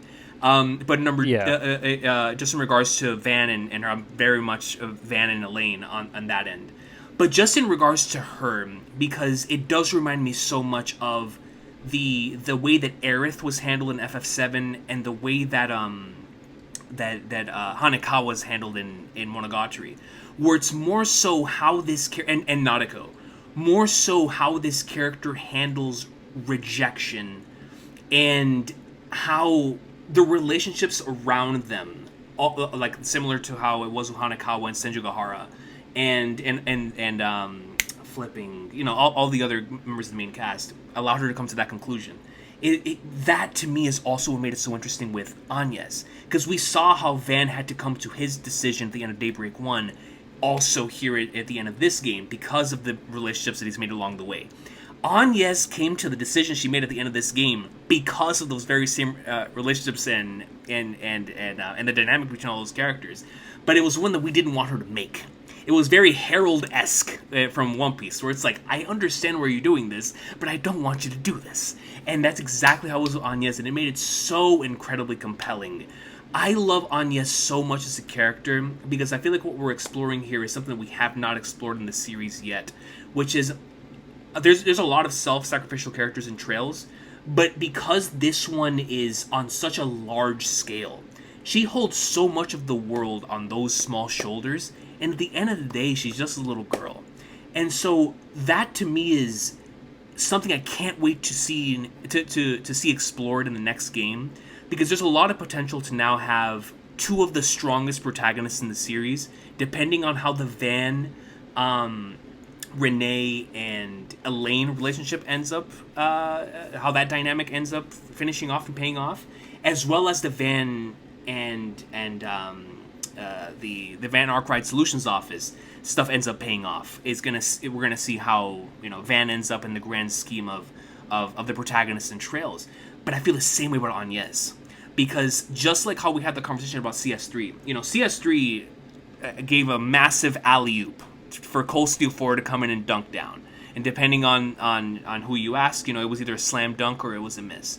But I feel the same way about Horizon, where Horizon has an alley-oop for this next game to slam down in so many different ways.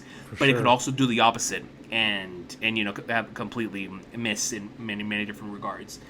But just in regards to those two, with Van and Agnès, I really want to see where we take this for both characters and the decisions that they end up making for themselves. Because now we're talking things from both.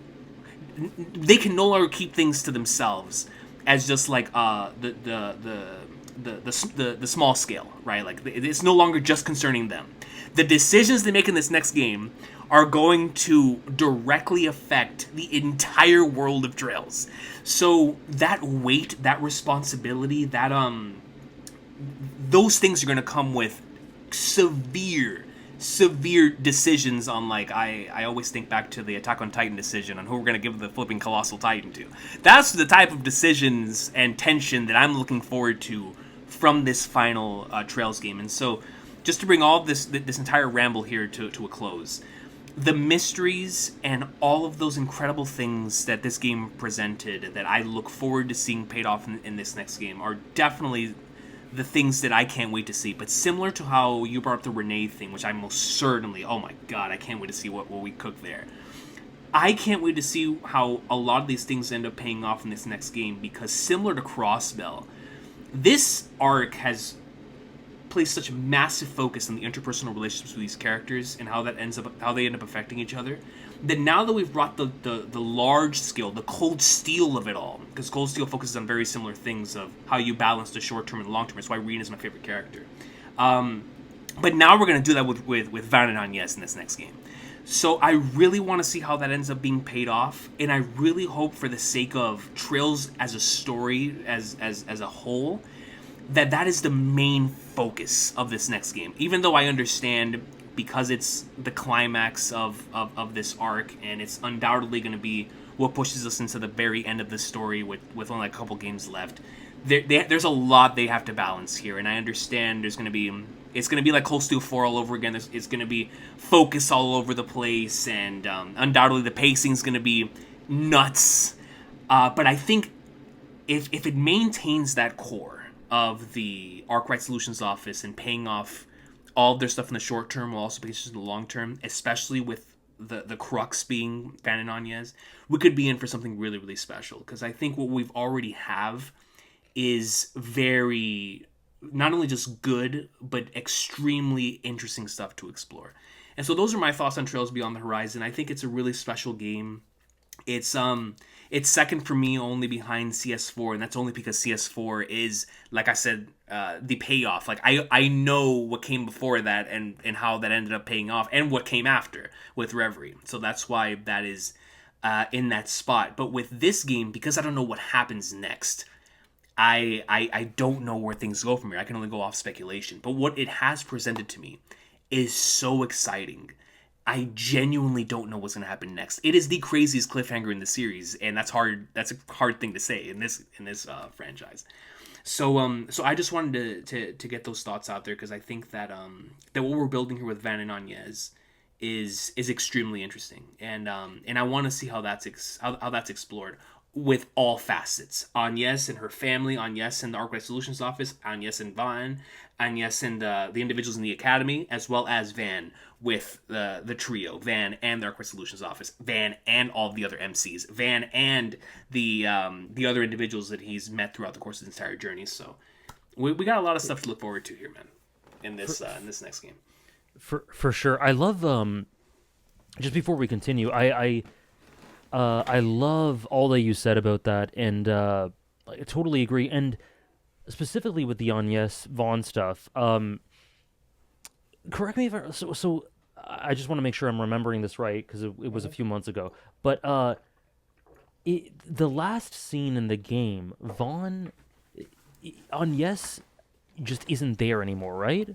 Yeah, she disappears. And right, then okay. it sort of like rewinds the clock back to the first time they met, and she just disappears. Right. So I don't know the exact mechanisms of it or how it's going to happen or whatever. But what I really love about that is, I'm with you. Like, when Agnes was confessing to Vaughn, and that was all happening, I was pretty sure that Vaughn was going to reject her. But at the same time, I'm going, please, let's not go that direction. Right. Like, for a bunch of reasons. And that's why I was glad when Vaughn goes, there are so many reasons why this is something I can't do. When he was rejecting her, when he said that. Yeah.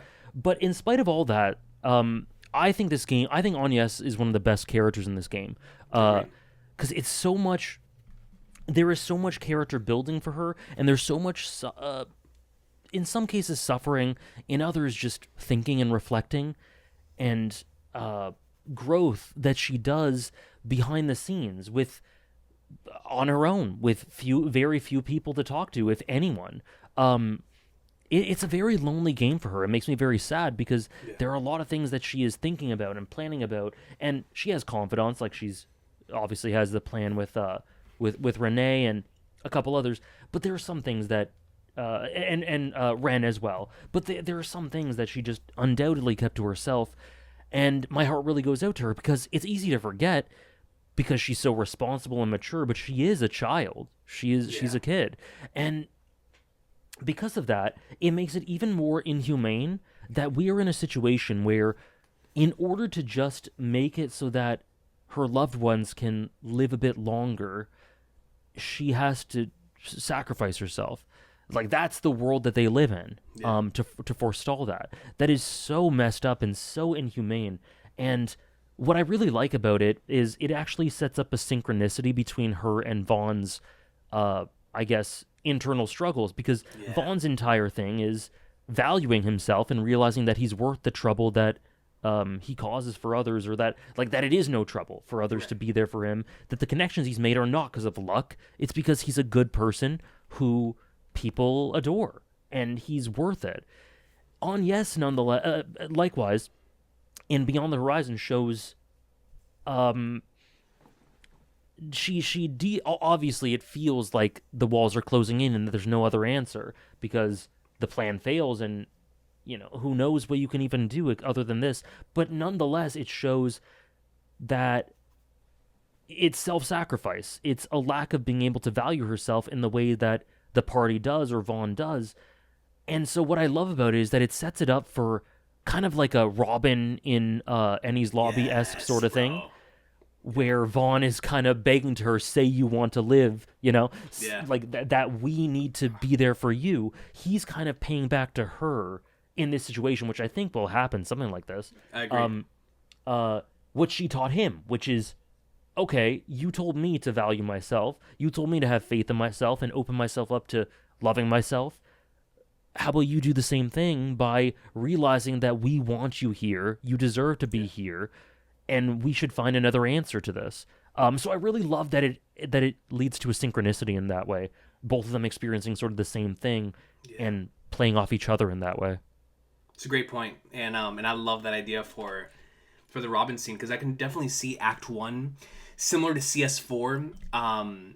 What I think we're going to do with Act 1 is we're probably going to be back in Daybreak 1, in that time period where Van has not met Agnes, and we're going to see how different he is as a person. With that, like we might see similar situations play out with Van having not met Agnes, and we're going to see how different he, not only the plot goes, but also he as a character moves because of that. And so once he remembers whatever causes that, once he remembers Agnes, and by association remembers the relationship between him and the Arclight Solutions office and everything of the sort, or however that ends up happening, what that's going to lead to is he's going to have a direct understanding of just how different his life would have gone had he not met this individual. And it goes back to that encounters conversation we had earlier with Nana, is just how different things would have gone had I not met this individual. And what it's going to cause is for exactly what you're saying, that moment where he yells out to Agnes, like, listen, man, this is what you told me that got me out of everything that I was thinking at the end of Daybreak 1. Now I'm going to pay you back because what you're doing is stupid. Just like I was stupid.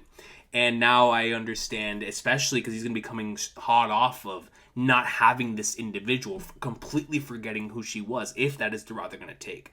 And so I'm so excited for that. If we get an I Want to Live moment from Agnes in this next game, automatic top 5 moment in Trails. Automatic. Right. It's going to be so peak.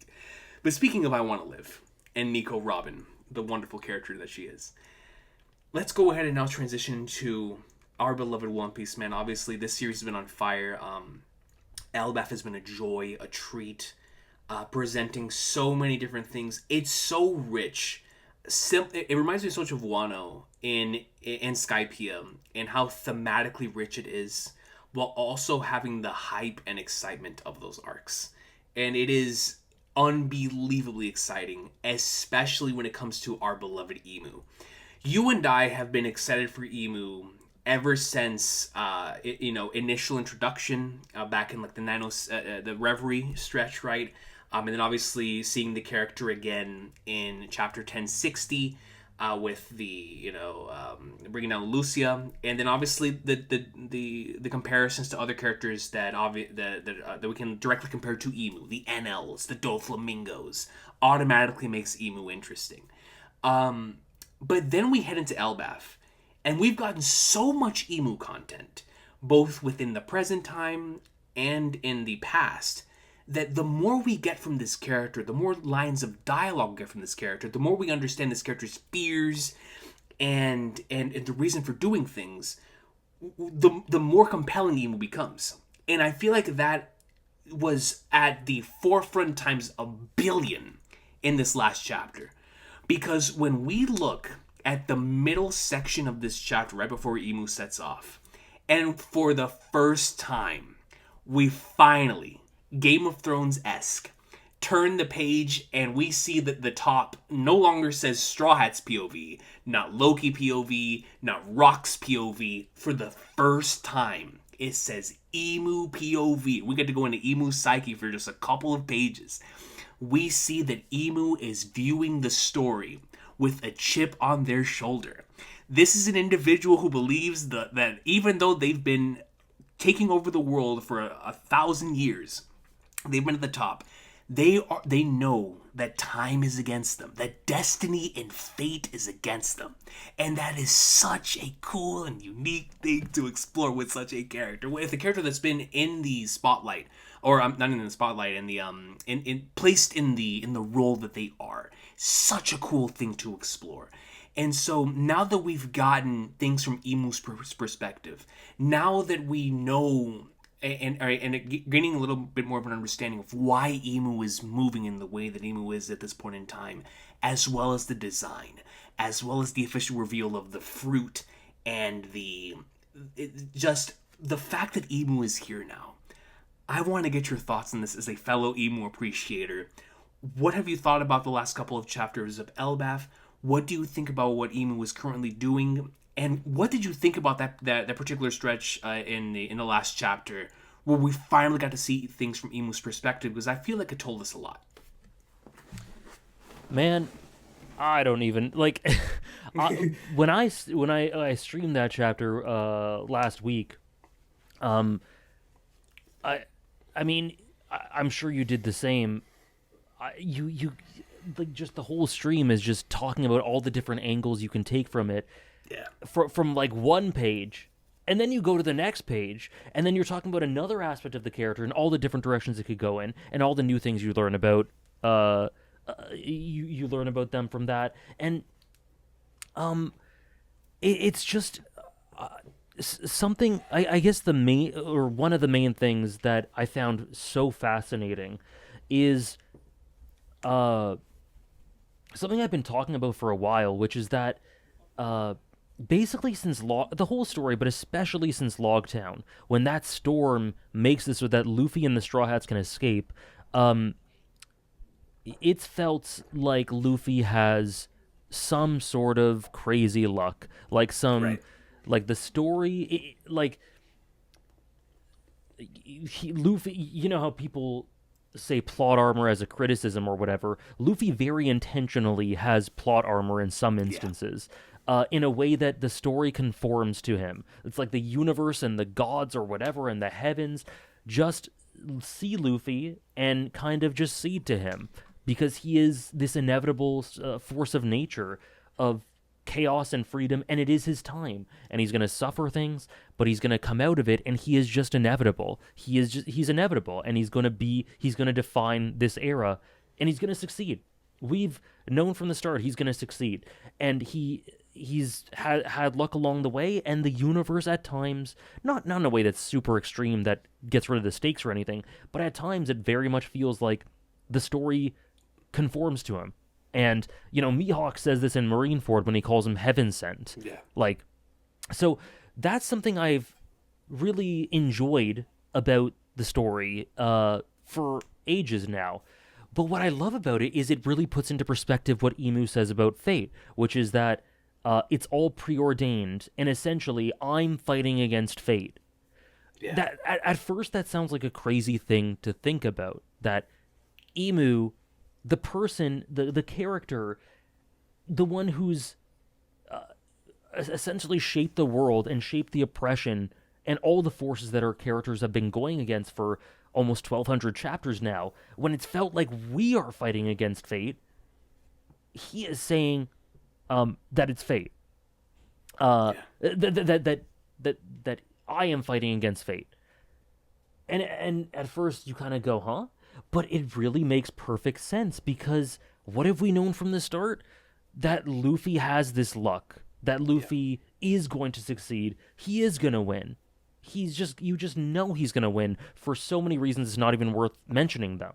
And then from the start, what is Emu? We've seen that he's an inverse to Luffy, and like basically a perfect foil. They are similar in some key ways. I think both are very pure. I think both are very childish and juvenile in ways. And both have gone through something similar. For Luffy, it was the end of Marineford all the way to post-war, losing Ace, having that trauma and growing from it. For Emu, we don't yet know. Probably something to do with Lily, something to do with Joy Boy in some way. We don't really know, but I think what's clear is Emu has suffered some sort of trauma, some sort of pain. So there are commonalities between the two of them, but from those commonalities, they diverge in every other way. Luffy's Gear 5 ascends. This, from Emu, was a descent. Yeah. Luffy becomes divine. Emu becomes looks like a fallen angel, looks Luciferian, Right. looks has these Oni horns. Emu tries to escape and run and hide the appearance and be something that he is not, and all of that sort of thing. Emu is defined by fear, and Emu tries to make the world his, and Luffy knows the world isn't his, embraces that horizon, and is courageous every step of the way, and does it with a grin. Like, they are complete and total opposites that spring off from their 3 or 4 very key similarities. And most of all, given this point, is what is Emu represents the way they set out the world and structure the world. Their role in the world is stagnation. One Piece is about cycles and progressions and new eras, but Emu is the complete antithesis, because he wants to be on top forever, and that is stagnation, that is rot, that is the world being frozen and nothing moving forward and no progress. So very, very, in every way, he's a complete antithesis. And so with all that in mind, it's clear Emu's losing. Emu is doomed. Emu's screwed. It's incredible that he has been doing this for this long. But it's inevitable because Luffy is inevitable, and because Emu, you cannot fight the tide of change. You just can't. Yeah. And that's what Emu's fighting against. And so think about what he just said. It is preordained. Essentially, paraphrasing, I am fighting against fate, as he thinks of Rocks and Shirahoshi, crazy, and Cobra and Luffy and Shanks and everyone. I am fighting against the inevitable. I am fighting against fate. He is the protagonist of his story. Correct. Formed by trauma, just going about it the entirely wrong way, and he feels like he is fighting against fate because he's right. He's actually right. Yeah. But he's going to lose against fate. That's the thing. He's going to lose. It's been clear from the start, and I think he's known from the start. And I think that's why that line is so profound. I totally love that element to it, because it contextualizes so much about the story in general, and so much about why Luffy's different, and why kind of Luffy is fate, and their loss is fate. And I think there are more we can talk about with that, but I kind of want to hear what you think about that before we talk about other aspects, because I think it's like huge to me. No, yeah, for sure. And I think something that, because I completely 100% resonate with what you've said, something that I've been thinking about a lot is the dynamic and how Oda's been balancing, especially after or since the Rocks flashback. Blackbeard, Emu, and Luffy, what they each represent and what they're going to continue to represent for the rest of the story, right? And now that we've seen things from Emu's perspective, it's so interesting how both Emu and Blackbeard are sort of fighting against that fate. Because what we have with the Blackbeard character is someone who definitely understands, right? Sees Luffy as the individual who is undoubtedly going to be the one who is going to cause all of this, right? And cause the tides of change and go about doing what he's meant to do. But what I've always loved about Blackbeard is that Blackbeard is going against, even from birth, as we saw within the Rocks flashback, is doing everything possible to fight against whatever possible thing is awaiting him at the end of this journey. Whatever things that he may know that we don't know, that is coming here in the future. Blackbeard is attempting with every fiber in his being to be the one who eventually ends up achieving his dream, no matter what the cost is, even though he's also fighting against this unbelievable tide of change and is being really, really successful at it. And similarly, what we have here is a character in Emu who has been, for the past 900 years, like you said, attempting to be something that he's not. He's so clearly trying to be God, from the way that he's speaking, from the way that he has the book and speaks while the book is out, from the way that he descends where the other characters ascend. He's not trying to say that he's coming from hell, he's coming from heaven, right? That's where he wants to. He wants to go for the throne, very similar to the devil in the Bible. And all of that stuff is so fascinating to me because it is so similar to the devil in the Bible. An individual who knows for a fact that they're going to lose, right, as stated within the text, and yet is still trying anyway. And because we have a character like that within Emu, it makes it unbelievably compelling. Because what we have here is a character who's been establishing the entire world to be this way. Because now my assumption, especially post-Flood, Emu has created the world to be the way that it is, so that no one could possibly challenge him. What the final page told me is that with the devil fruit and everything potentially coming from this fruit, that tells me that we're going to go really deep into this, where Emu may have been the one, or was given the fruit that was the original fruit in like the Garden of Eden that started this all, that started the sins of humanity. Whether it is something that's devil fruits being man-made, or if they did come from nature, or if they did come from some sort of huge sin, whatever came of it, Emu has the first one, and everything came from afterwards. Whether we're going to explore a Targaryen-esque bloodline, where the Nerona dynasty has always had this fruit, and this was bestowed upon Emu, or Emu has been around for a really long time trying to fight against the tides of fate and destiny. I don't know, but all of those thoughts and ideas are so incredibly fascinating to me, especially with the context of the Rocks flashback. And when Rocks asks, what inflicts more fear within your heart? Is it Davy or is it Joy Boy?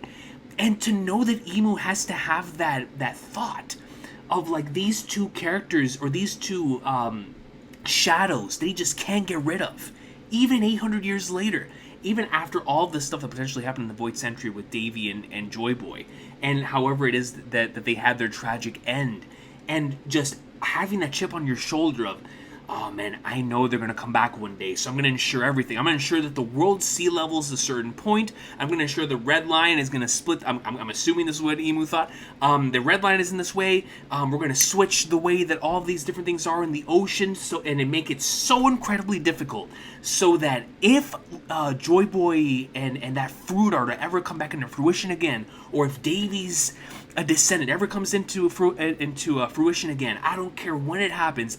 I'm going to make it as difficult as possible for them to actually go about it.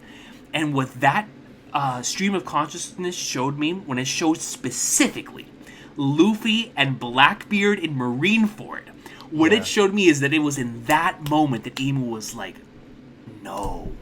Even after all of that, even after all those precautions, even after all the things that I put into place, even with the contract that was potentially made with why it is that fruits, individuals who have fruits, that they drown, with all those precautions put into place, all the things that Emu possibly did, when he saw Blackbeard and Luffy do what they did at Marineford, it was like, I can't stop this.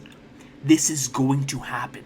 So I'm going to do everything that I can possibly do to stop it from happening, but actively doing so, which is why Emu and the Gorosei have been so active within the time skip, attempting to, especially once Joy Boy came back into play in Wano. So it's unbelievably exciting, because what we have here now is a character that we haven't even seen much from, but we completely understand their motivations. And it's not just that, it's like there's stake. It's like a battle when you're seeing two people whom you know there's a lot on the line. There's so much on the line for Emu in this battle that's about to happen, but there's also so much on the line for the Straw Hats. So it's automatically causing for something really exciting, and we know who's looming in the background. It's Big Davy. It's Blackbeard. So any type of thing that happens here, you know he's the ultimate opportunist.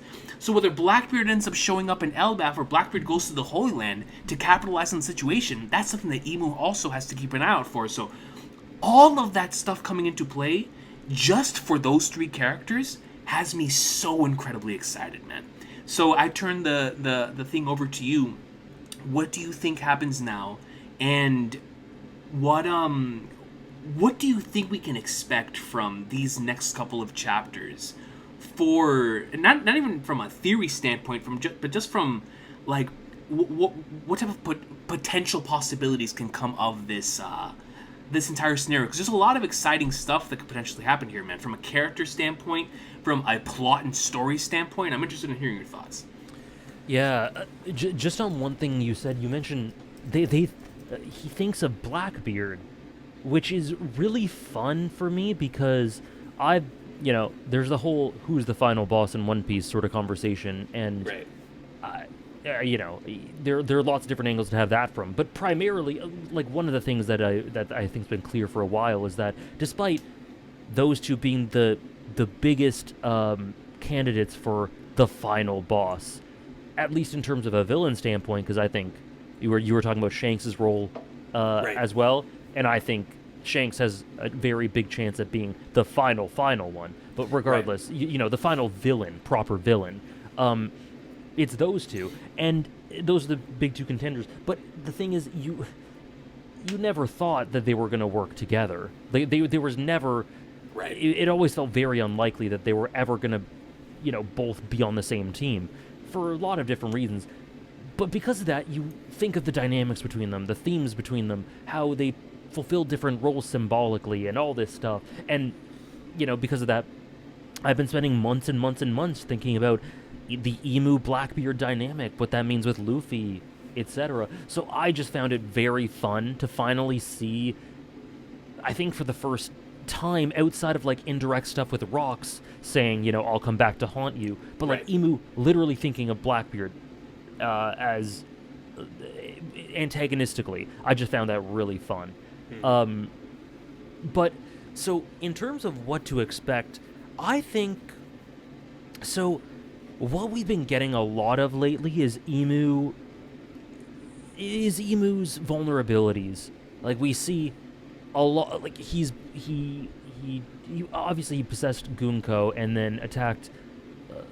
Was attacking Brook and Usopp and Luffy and Loki, and then got captured in that thing of ice, and then disappeared. So like, in addition to that, we've seen a lot of vulnerabilities in this chapter. We just had 1179. I think that in and of itself is a display of all the problems, all the complexes, all the human weaknesses that Emu has, and for that reason, I think, in conjunction with what they're doing, because we can talk about, and I have talked about, and will always talk about their weaknesses and how they're kind of a bit of a fraud in some ways, Right.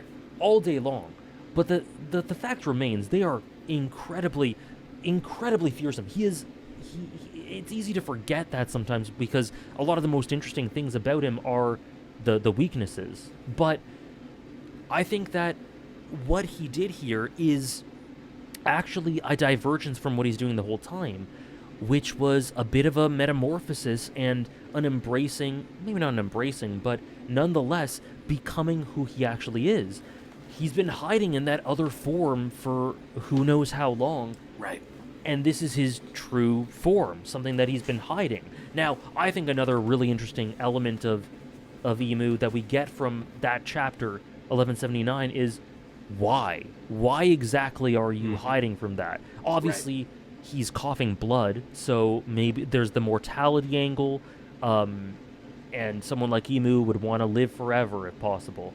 And, that's a big factor, obviously. But I think there's more to it. Me too. I think that the body represents some sort of trauma. I think the body reminds him of his weakness. I don't think he can look in the mirror for one reason or another, because it reminds him of his fear and pain. And he escapes everything. That's what he does. And someone in my chat, I think, mentioned the possibility of, the body is not that they thought this would be super likely, but as an idea, the body that Emu has is beautiful. It's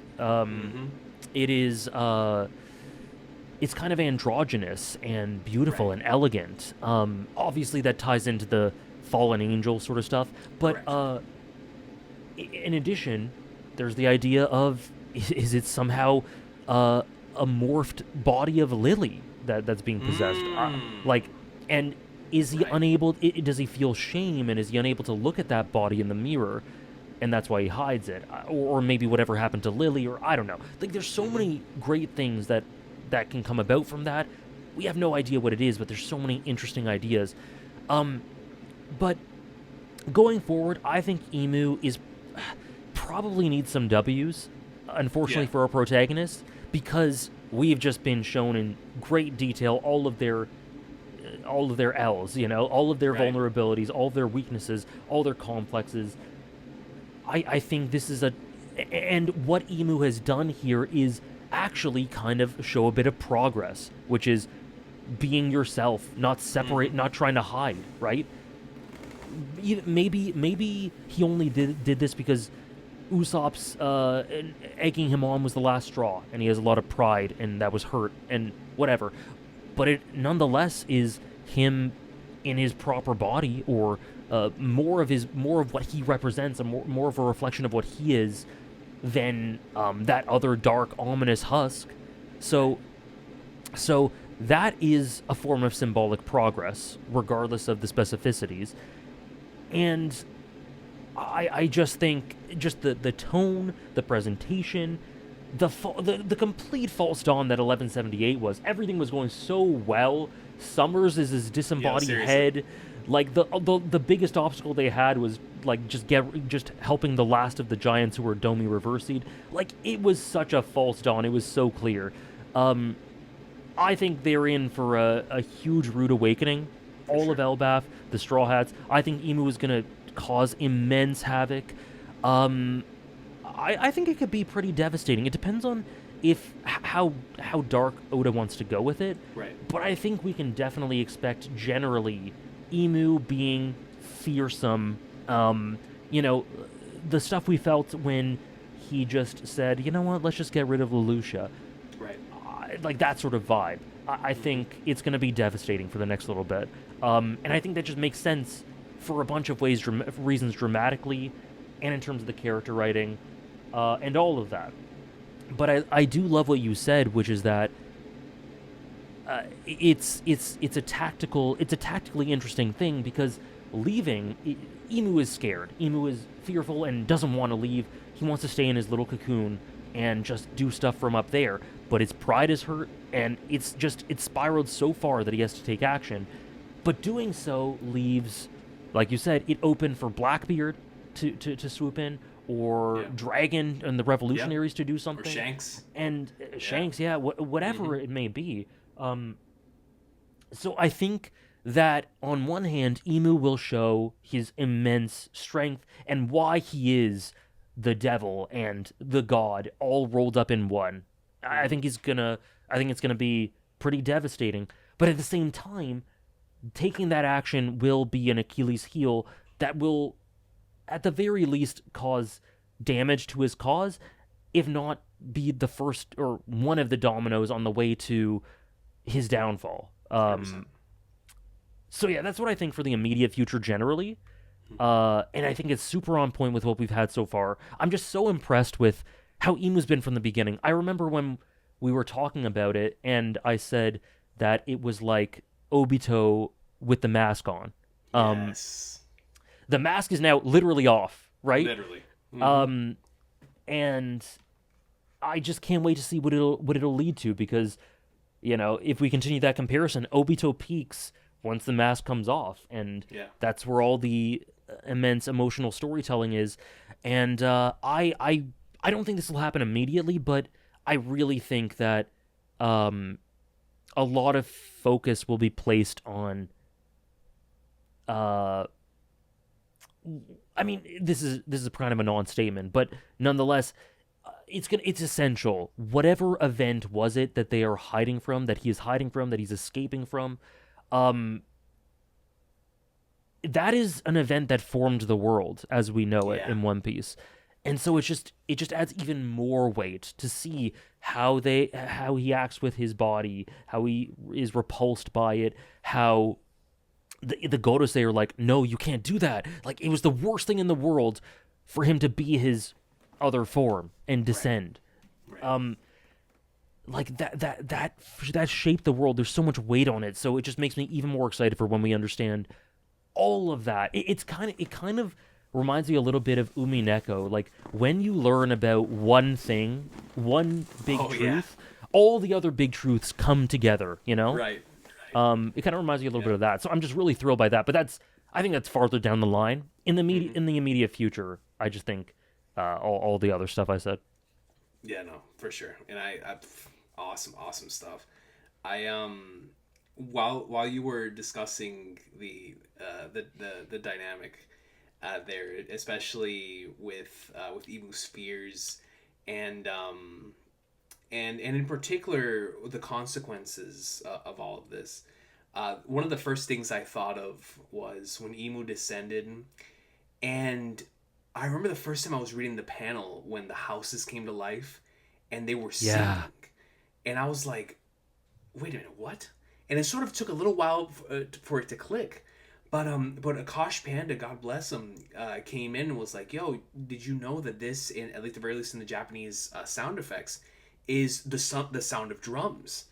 So I was like, so what we're cooking here is the chat gave it the title "The Drums of Oppression," which I think is very, very fitting and hilarious as well. But what we have here is the drums of oppression, the drums of liberation. And what I find equally fascinating between both of them is that they're both activated by the sound of music. And we saw this with Emmett. We've seen this throughout the course of the story with Pirates and Bink Sake. The importance of music, the frequency of those tunes, and how they make you feel, whether it is joy, whether it's happiness, whether it's despair. What we're seeing here with Emu was so interesting because, like you said, when Luffy ascended, he ascended to the tune of drums, and it was obviously very triumphant, and we managed to take out Kaido thanks to that. But right now we have the complete opposite happening, and it also came to the tune of music. So with the recent Brook focus, the stuff with Shuri, and the potential play here in regards to music. There's a few things that I'm interested in seeing.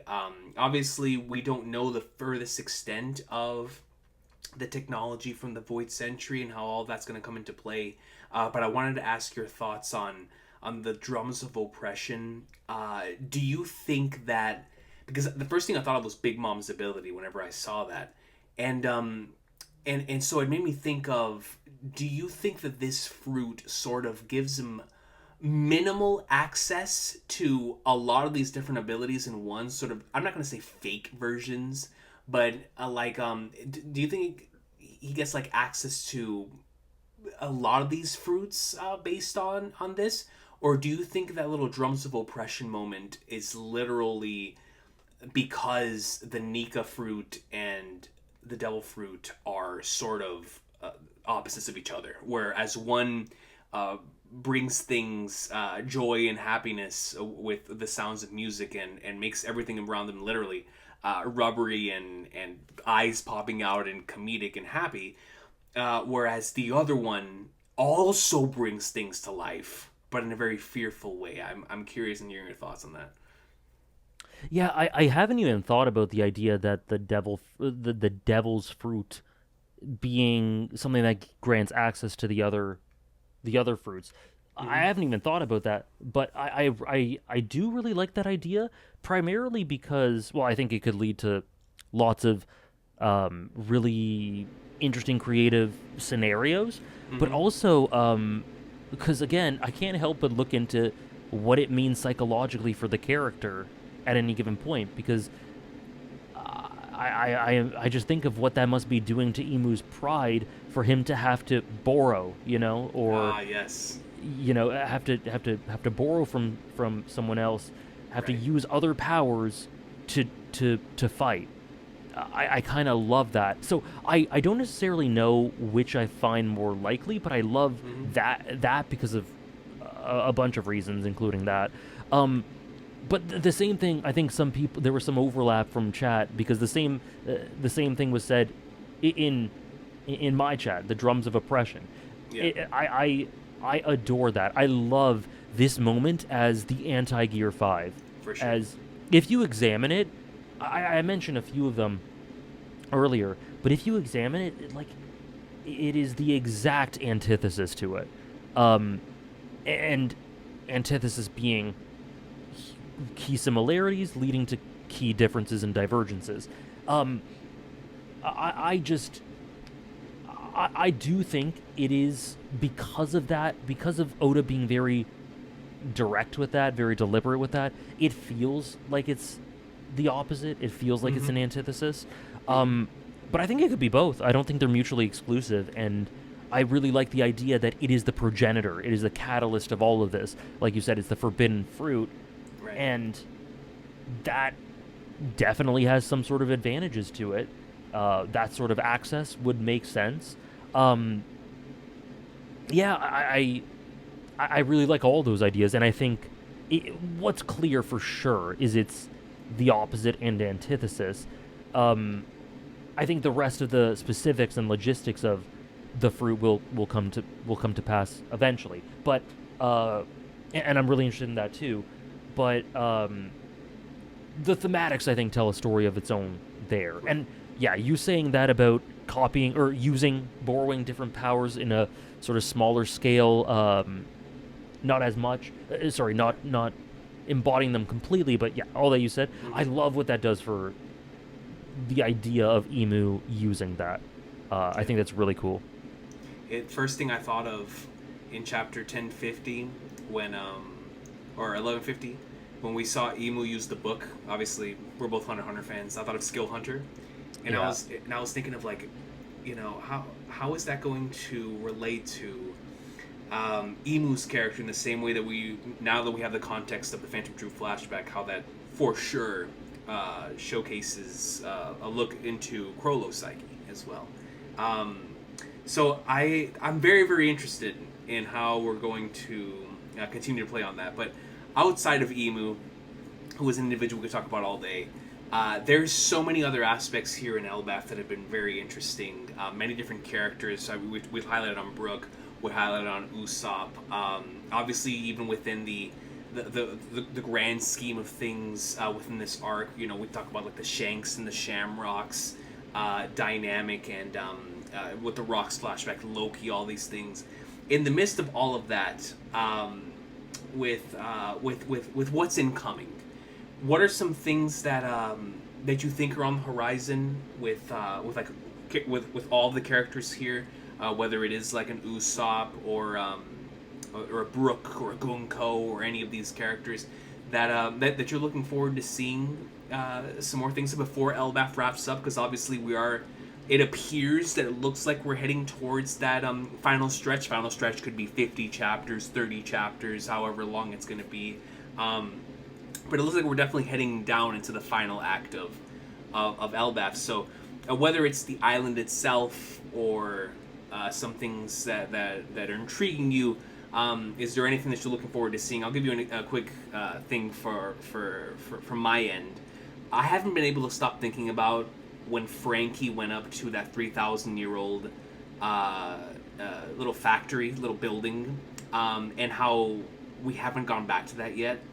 And I'm so fascinated because post-mural, we had so many conversations about the right side of that mural reflecting almost bar for bar what we saw on the moon from the space pirates and the architecture that we saw up there.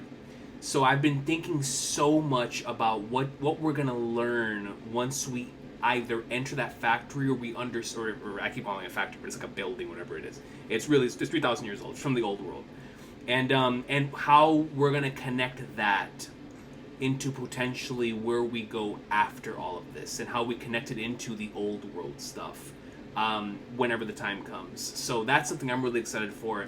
I obviously really want to see some Usopp stuff. As a massive Shanks guy, I really hope, especially with the focus on Garling last chapter, I really hope that we get into some more Shanks, Garling, Shamrock, Figureland family stuff here. It doesn't have to be super soon, but whether it's here or after that, I'm so invested in that entire family dynamic.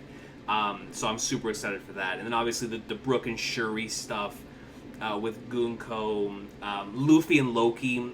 Their dynamic's already really special to me.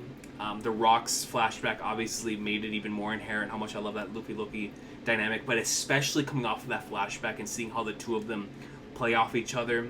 I can't wait to see where all this pays off, especially after the Domi Reversi failed on both of them. The way that Nika and Nidhogg are going to play into this, what that means, why can't he Domi Reversi, those two specifically. All of those things are really interesting to me. And just the Luffy and Loki stuff in general, coming off of how Oda masterfully went about Rocks and Herald's dynamic, and how they both ended up inspiring the modern day events. I was saying this in the stream on Thursday that I had with my boy Laz. Shout out to Laz. But I was talking about how Herald was unable to see the fruits of everything that he really tried his hardest to do when we came back from the flashback, and we got to see how all of the parents in Elbaf basically sacrificed themselves to save their children. They wanted to preserve the next generation. They wanted to ensure that the people they love most were going to be okay. And I couldn't stop thinking about Harold in that moment, and it made it extremely emotional because, you know, Harold did everything possible, even basically selling his soul, to ensure the future of his people, to ensure the future of Elbaf. And to know the lengths that they were willing to go for each other in that moment. It reminded me so much of the Rania chapter when we saw the warrior spirit exemplified through her, and how wonderful that was. But I say all this because the entire Luffy-Loki dynamic to me is so incredibly special, because it's sort of capturing, you know, a Luffy who's coming to this island to finally free it from the shackles that it's probably had for the last 800 years.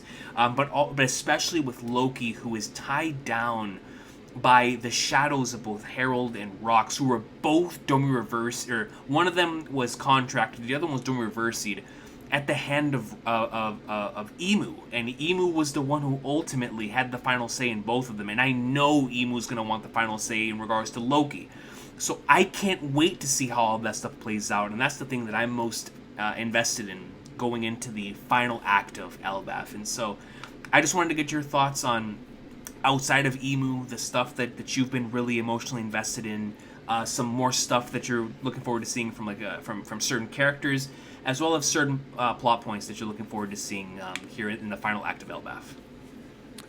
So you've beautifully said a lot of stuff already that I am really looking forward to. You mentioned the Luffy Loki stuff. Absolutely, ditto everything you just said. Shanks and Shamrock, absolutely as well. I've been brain rotting about the subtext and nuances of that dynamic and the relationship, and the complexes that could be there. Maybe some envy or jealousy, or maybe some more positive. Who knows?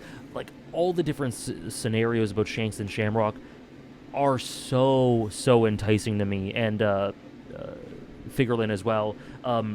So that absolutely, and it's hard to know exactly. This is my first arc properly in its totality that I've caught up that I'm reading start to finish. So it's like, it's interesting to see the uncertainty in and around the community. Is like, is it going to go on for 50 chapters or 10, or who knows? And which, we all have things that we want to see, but with how long-term One Piece can be, it could be solved this arc, it could be solved next arc, it could be in 5 chapters, it could be in 50 or 100 chapters, like, who knows? But there are many things I'm looking forward to, specific to, well, okay, let me do a more potential longer-term thing. I don't know exactly when. I don't know when it'll happen. But I want Vivi back, and I think the story needs her. Not that we need her like next chapter or anything, but generally, I think the Straw Hats need her. The story needs her, and I think the time is right overall for, in the next little while, end of Elbaf to maybe the transition between arcs to the beginning of the next arc. Whenever, like, that little cushion, I think is the perfect time for Vivi. I love Vivi so much. So that's super high on my wish list, and I think it's natural for the story for a bunch of reasons. You mentioned Gunko and Brook. That's something that I've really enjoyed, and specifically, I think Gunko is in for a ascension, specifically because she's outright stated that Nika scares her, and has felt very possessive over Brook's songs, despite them being the result of the contemporary modern Nika. Like, Brook wouldn't be doing any of this without Luffy, and Luffy is what scares her. So I think it's really set up beautifully for, obviously harkening back to the backstory. We need to learn a bit more, but we know some broad strokes. I love the idea of Gunko slowly learning the beauty of Nika, and that it, even in spite of whatever she's experienced in her past, it isn't something to be scared of. It's something to celebrate, that freedom is a pure good idea, even if it can be scary and it can be double-edged. And I think the idea of Brook teaching that to her is really beautiful, and I think there's a decent chance that could happen. So I really like that too. But two things in particular is, I guess I'll start with the less Elbaf specific one, but the flashback with Rox, and learning that Rox is Blackbeard's father, and learning that Blackbeard was like all that he had seen, and seeing, I think it adds a whole new layer to Blackbeard that I find really fascinating, which is one, more sympathetic. We know that there's talk of him never dreaming, never sleeping, so never dreaming, yet being an advocate of dreams. Being this advocate of chaotic, incredible, scary freedom, kind of the freedom that it seems like Gunko is scared of. that is kind of representative of Blackbeard. But the thing is, you look at Blackbeard and you look at Rox and the person he was, and Blackbeard seems to be embodying that element of Rox and carrying that torch forward. And when Rox said to Emu that I'll be back, it very much seems that my blood will be back in the form of Blackbeard. But the thing with Blackbeard is that what he may not have known is that blood and thunder, just pure chaos, ripping apart the world to be the king of it, and that sort of freedom that did define Rox earlier on in the flashback. But by the end of his life, what he cared about more than anything was just making sure his family was safe. So I think there's an element of Blackbeard that is misled or misunderstands some things. Or for whatever reason, there's a bit of a disconnect there. And I don't know if it's intended by Oda for that to be a part of his character, for it to be a complexity there. But if it is, that's a very interesting wrinkle and a very sympathetic side to the character. And regardless, I think we've seen very sympathetic sides of Blackbeard. And I think there's a good chance that he's a character. I'm pretty sure we know what Emu's doing. We know what Luffy's doing. He's a bit more in the middle. I don't know exactly how he's going to end, but it wouldn't surprise me. I actually said this. I've been saying this during Elbaf, is both Emu and Blackbeard feel like Naruto characters in a way. In that, yes. Like we talked about Emu being very scared and running and all that sort of thing, and being the antithesis. But Blackbeard and Luffy have huge foils, and Blackbeard seems set up to me for Luffy to be a light to him, for Luffy to talk no jutsu him in some sort of way.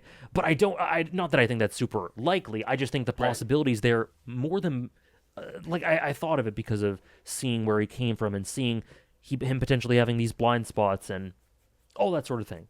So I like that idea, and regardless of where it leads, I don't have any idea with any confidence of where it'll lead. These are just random ideas, but I'm just so interested to see Blackbeard do stuff in the story now that we have all these extra layers to add to him and extra complexions. I want to see what he's going to do now with that context. And lastly, most pertinently, one more thing before the last one is, you mentioned Usopp. Totally agree with Usopp. Elbaf obviously is huge for Usopp.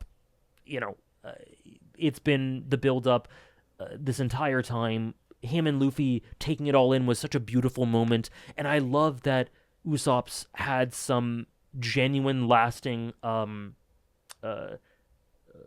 impact on Elbaf because I think his words to Emu were far more, they were amazing in the moment, but I think they're far more impactful and significant than we could have assumed in the moment, even just one chapter later. So that's great for Usopp. I would be down for him to do more. I would be down for him to do more, especially because of how key this is for his character, and how much Elbaf is dwelling on the idea of what Elbaf culture is and what the direction forward is. I think Usopp is perfect to be a big part of that whole dissection. And that is a transition into my final thing, which is the conclusion of Elbaf culturally. I fully think that I love Harold as a character. I think he's amazing. And I love that I love how he is shown to be, you kind of alluded to this, he's shown to have his heart in absolutely the right place. He started out as a conqueror. He started out as, a definitively bad person. He realized his ways, thanks to Ilva, and completely did a 180 and tried the rest of his life entirely to make up for that and to build bridges and make connections and all that. But I think because he was always in compensation mode or something like that, he was very exploitable, and he was naive in the sense that while he looked for peace, which he absolutely should have. Which I totally understand why he did that, and I agree. But while he did that, I think he was tunnel visioned. I think he shut himself off to the idea that you can't ignore Elbaf's history. You can't ignore. You can't just go cold turkey off of the warrior culture, you know, and I think his fatal mistake was thinking that one sacrifice will change everything, because it can't. That just isn't that's far too simple. That isn't the way the world works. What does change things is an accumulation of kindred spirits and wills working together in the storm that Luffy is gathering. That is something that'll change the world. But one person's sacrifice, even someone as monumental as Herald, is not going to do anything in and of itself, especially when he puts trust in the world government. So I think that Herald had a lot of blind spots and was so heartfelt and so compassionate that he felt so hard that he directed all his energy in the wrong way without having a broader vision. What's great about this is that Loki and Haruden, because I think Haruden's so important, are his will. They're carrying his torch. And I think right now we've seen the kids, right? The kids, the next generation, they're the future, and they're embodiments of the idea that I forget the girl's name, but the one who was totally willing to die. I forget her name, but she was. It's slipping my mind right now. yeah. But you know what I mean, right? Yeah, I know exactly what you mean. She was totally willing to die for her home, for her loved one. She says, if this is going to lead to prosperity for Elbaf, I'll do it. And that's admirable, and that's beautiful for her to think that. But what kind of a world is it if things have led to a point where a kid has to do that? Rania, yeah. So Elbaf is at a crossroads. It's kind of like Cross Bell. It's at an interstice. It doesn't really know exactly what it is. Elbaf definitively needs to be more open-minded to connections with others, like Harold was pushing for. But at the same time, it cannot ignore its past. It cannot ignore its traditions that are a fabric of its DNA. And a compromise needs to be made, a middle ground. And I think both Loki and Haruden are the perfect duo to understand that, specifically Haruden. I think Haruden is perfectly positioned, has the perfect mindset to help lead Elbaf forward in that way. So I'm really looking forward to seeing how culture versus tradition, the compromise of that culturally, how Elbaf will progress into the future, all of that will be examined. It seemed as though things were cooling down for that to be examined pretty much right away. Emu's now back, so I think that's going to take a little while before we get there now. But I think at the end of Elbaf, there will be some indication of a direction there, one way or another. And I'm really interested to see who will be involved in that, how it'll be examined, because it's one of the less, flashy elements of Elbaf. It's not mural piece, it's not rocks, it's not this emu stuff. But I think it's no less important for the themes of it. So I'm really looking forward to that. I love that answer. I love each and every single one of those, but especially that last one, because that is something that I've brought up time and time again in the streams as one of my favorite elements of the arc as well. Right there with the differences within certain individuals in the culture of Elbaf 2, as represented by that chapter. I believe it was the chapter before the mural, whenever they were talking about the history and the culture of Elbaf, and how, depending on who you ask, Nika is either a destroyer or a savior. And in that same exact way, so many different individuals in Elbaf are split on the warrior mentality, the warrior spirit, what it means to be a warrior in Elbaf, what it means to be a destroyer, a savior in Elbaf. All of those different things are so incredibly fascinating to me, and so just like you, I was thinking about the end of Wano the other day, and how Momonosuke coming in there at the end really was like a great way of wrapping that story up in a really beautiful bow. I've been thinking a lot about the Hadrudin thing as well. We talked about this in the stream on Thursday, on just how amazing of a moment, now that you brought up the Hadrudin, how awesome it's going to be once all this is said and done. I don't know how Elbaf's going to end. I don't know if it ends on like a huge Sabaody-esque L or tragedy, which is why the party happened early, or if we do have that moment within this arc, or later on at the end of the series, to have that crowning moment for Hadrudin, especially after all of this, right? That moment of recognition for the character, and to bring both sides of Elbaf together, the individuals who want to progress forward into the future, and those who want to conserve the things of the past, and find that medium through Hadrudin, is going to be a really beautiful thing to see, especially within this arc.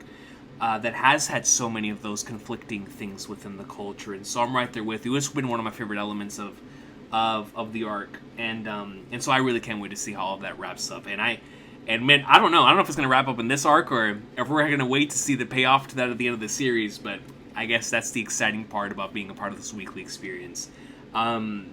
This cliffhanger was so incredibly unbelievable that I really can't wait for this next chapter. Thankfully, we don't have to wait much longer. Next week, it will be here for us to finally explore and read and digest and see just what in the world Emu's got cooking. Because what I'm thinking in my head of what Emu's got cooking is like whenever Meruem came out of the thing for the first time, and it was just chaos and bodies being handed out left and right. That's honestly what I'm thinking is about to take place here, which is why I'm in genuine fear of the individuals that are closest to him, like Zoro and them, even though I know Zoro's going to hold his own.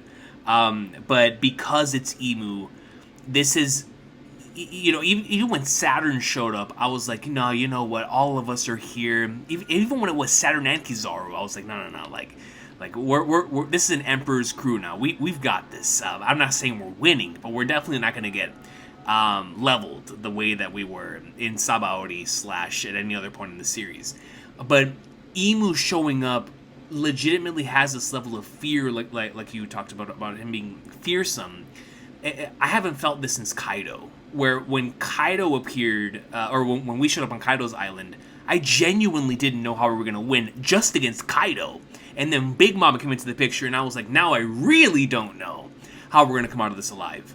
And I feel the same way now with just Emu, because this is an individual who's carrying over 800 years of history, and that includes, obviously, battle prowess and abilities and stuff like that. And so, if the last chapter showed us anything, it was a very...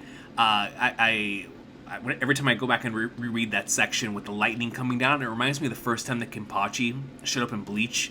And you remember how it was raining spiritual pressure, and Ichigo and the squad couldn't move? That's how I imagine Emu at this point in time. Is like that level of, oh man, the Straw Hats have definitely leveled up, just like you talked about the False Dawn. We've definitely leveled up to the point where we can take out Holy Knights with ease. Sanji hasn't even sweat yet, and neither has Zoro. So at least at the very least the top part of the Straw Hats, right, and like the Luffy's, the Zoros, the Sanjis, they haven't even let out a sweat yet. But now that the man has showed up himself, the final boss, if you will, at the very least of this arc, is here. It's added this entirely new level of, because that false dawn just happened. That's what really has me scared for what's about to take place. It's either going to be an A. Emu's going to wipe the floor with everyone, and we're going to barely survive out of here with, it's going to be a humongous L. Or what we're going to see is similar to a Thriller Bark situation where all of us were exhausted, And then it had to take the collective effort of everyone on Thriller Bark for us to survive against Gecko Moria and Oars. There at the end of all of it, I could see a very similar thing happening here, where against Emu, the Straw Hats, which by the way, we need another one of those. It's been too long since we've had a team up battle with all the Straw Hats together. But if that is what we're cooking here, is in order to survive, all the Straw Hats fight together alongside Loki and the Giants against Emu, then that's going to include Emu catching a lot of bodies, but the Straw Hats fighting together in a way that is going to allow this fight to feel unique. Because that's one thing I've always loved about that Oars fight in Thriller Bark, is that the Straw Hats never fight together. It's always 1-on-1s or 2-on-1s, whatever.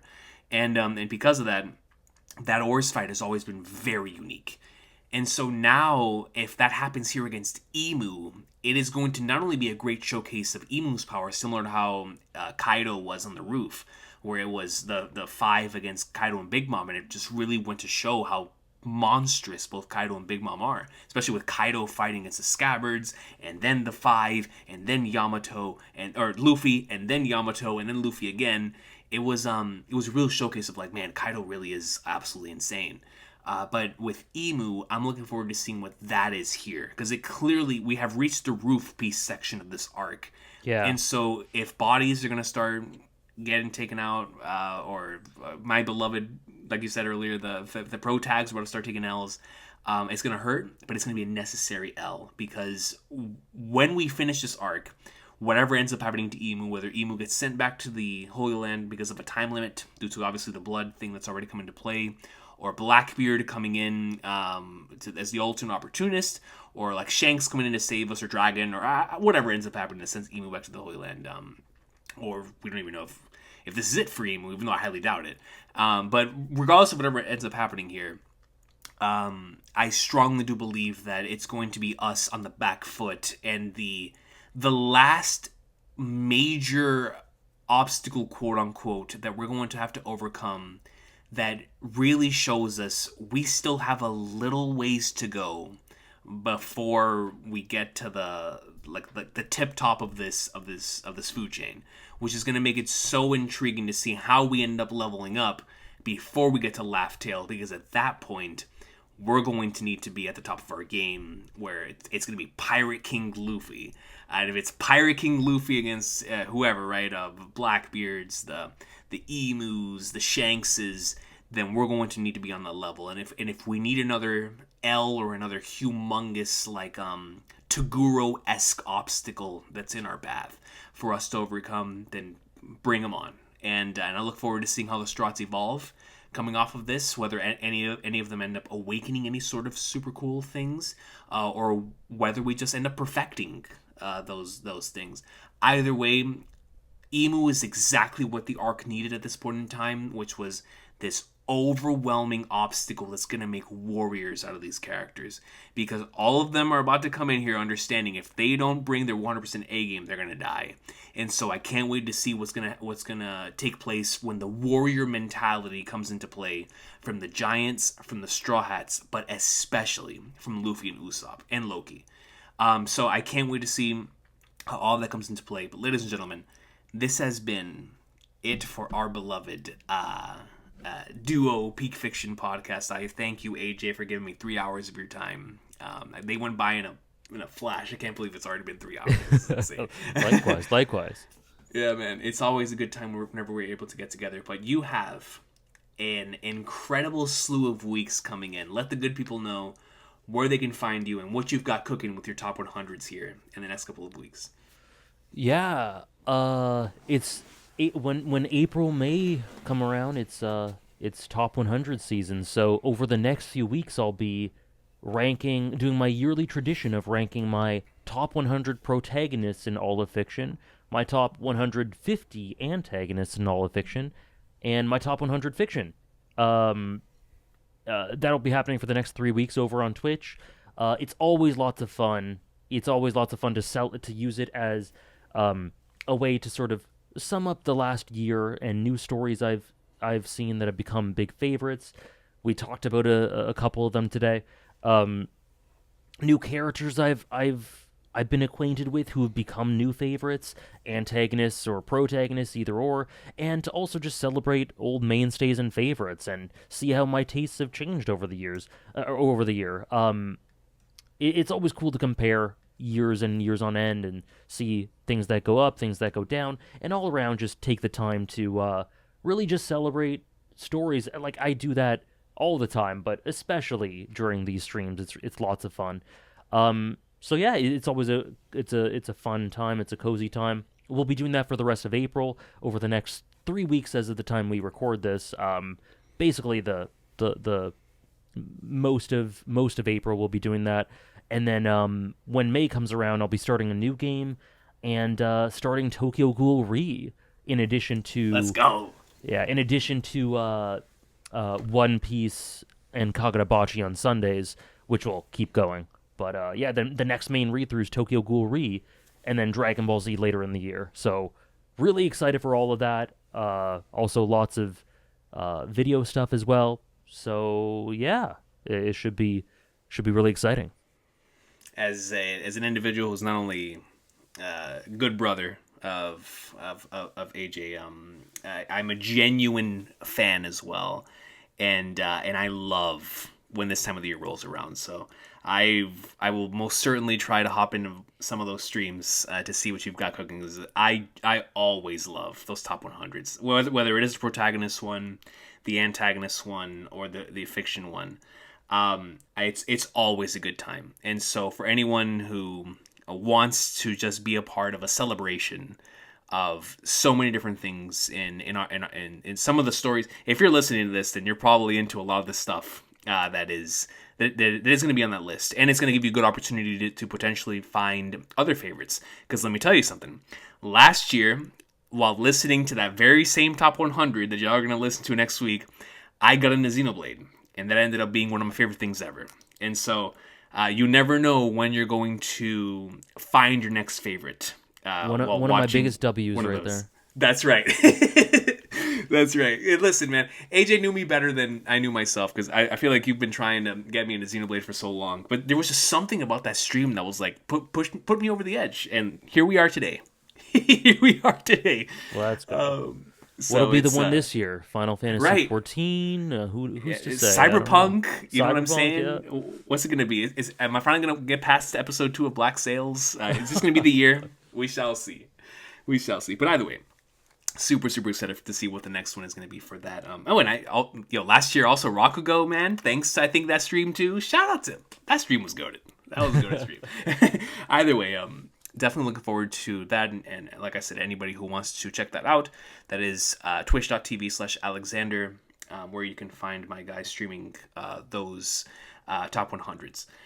So I will see y'all soon. AJ, once again, man, thank you so much. This was a pleasure, an awesome time. I'm looking forward to the next time we get an opportunity to get together. Absolutely. For one of these. And let's see where One Piece is, man. We're about to reach Big 1200 here in a couple of months. So it's let's see where we're at here in the next couple of chapters to see where things are gonna go from here, man. I genuinely have no idea. You know what I'm saying? We're at that point, like you said earlier. Even as a longtime reader, I don't know where this arc goes. I don't know if we end on Sabaody. Do we end on a like how arcs normally end? Do we end on a party? Do we end on we have to get out of here to get to the next? I don't know. I genuinely have no idea. It's really exciting. But I will see all of y'all next time. Thank you so much for watching. Take care. Let me know. Let me or AJ know anything that you would like to add on to our conversations here. And if you would like for us to discuss anything for the next time that we do one of these, please let us know as well. I am going to say one thing, though, before we wrap this up, and that's going to be my predictions for our beloved Premier League. As of today, it is April 11th of 2026. I'm going to say right now, Arsenal bottle the league. They come in second and or third, and there's going to be a team from Manchester that brings home the Premier League title. That's all I'm going to say. Any thoughts on that, AJ? After today's result, which is, for context, Arsenal losing against Bournemouth, I'm not super confident in them winning it. So I would agree, although I would emphasize that as much as I would love the alternative, I think it'll be the blue side of Manchester that It wins definitely this feels. year. Yeah, it definitely feels that way, man. But yeah, that's I'm in agreement with that. Yeah, it is interesting, and I'm looking forward to seeing what happens here in the NBA playoffs as well. Sports are in a they're in a good place right now. A lot of very very enjoyable stuff. But until next time, everybody, y'all have a good one. Take care and have a blessed day.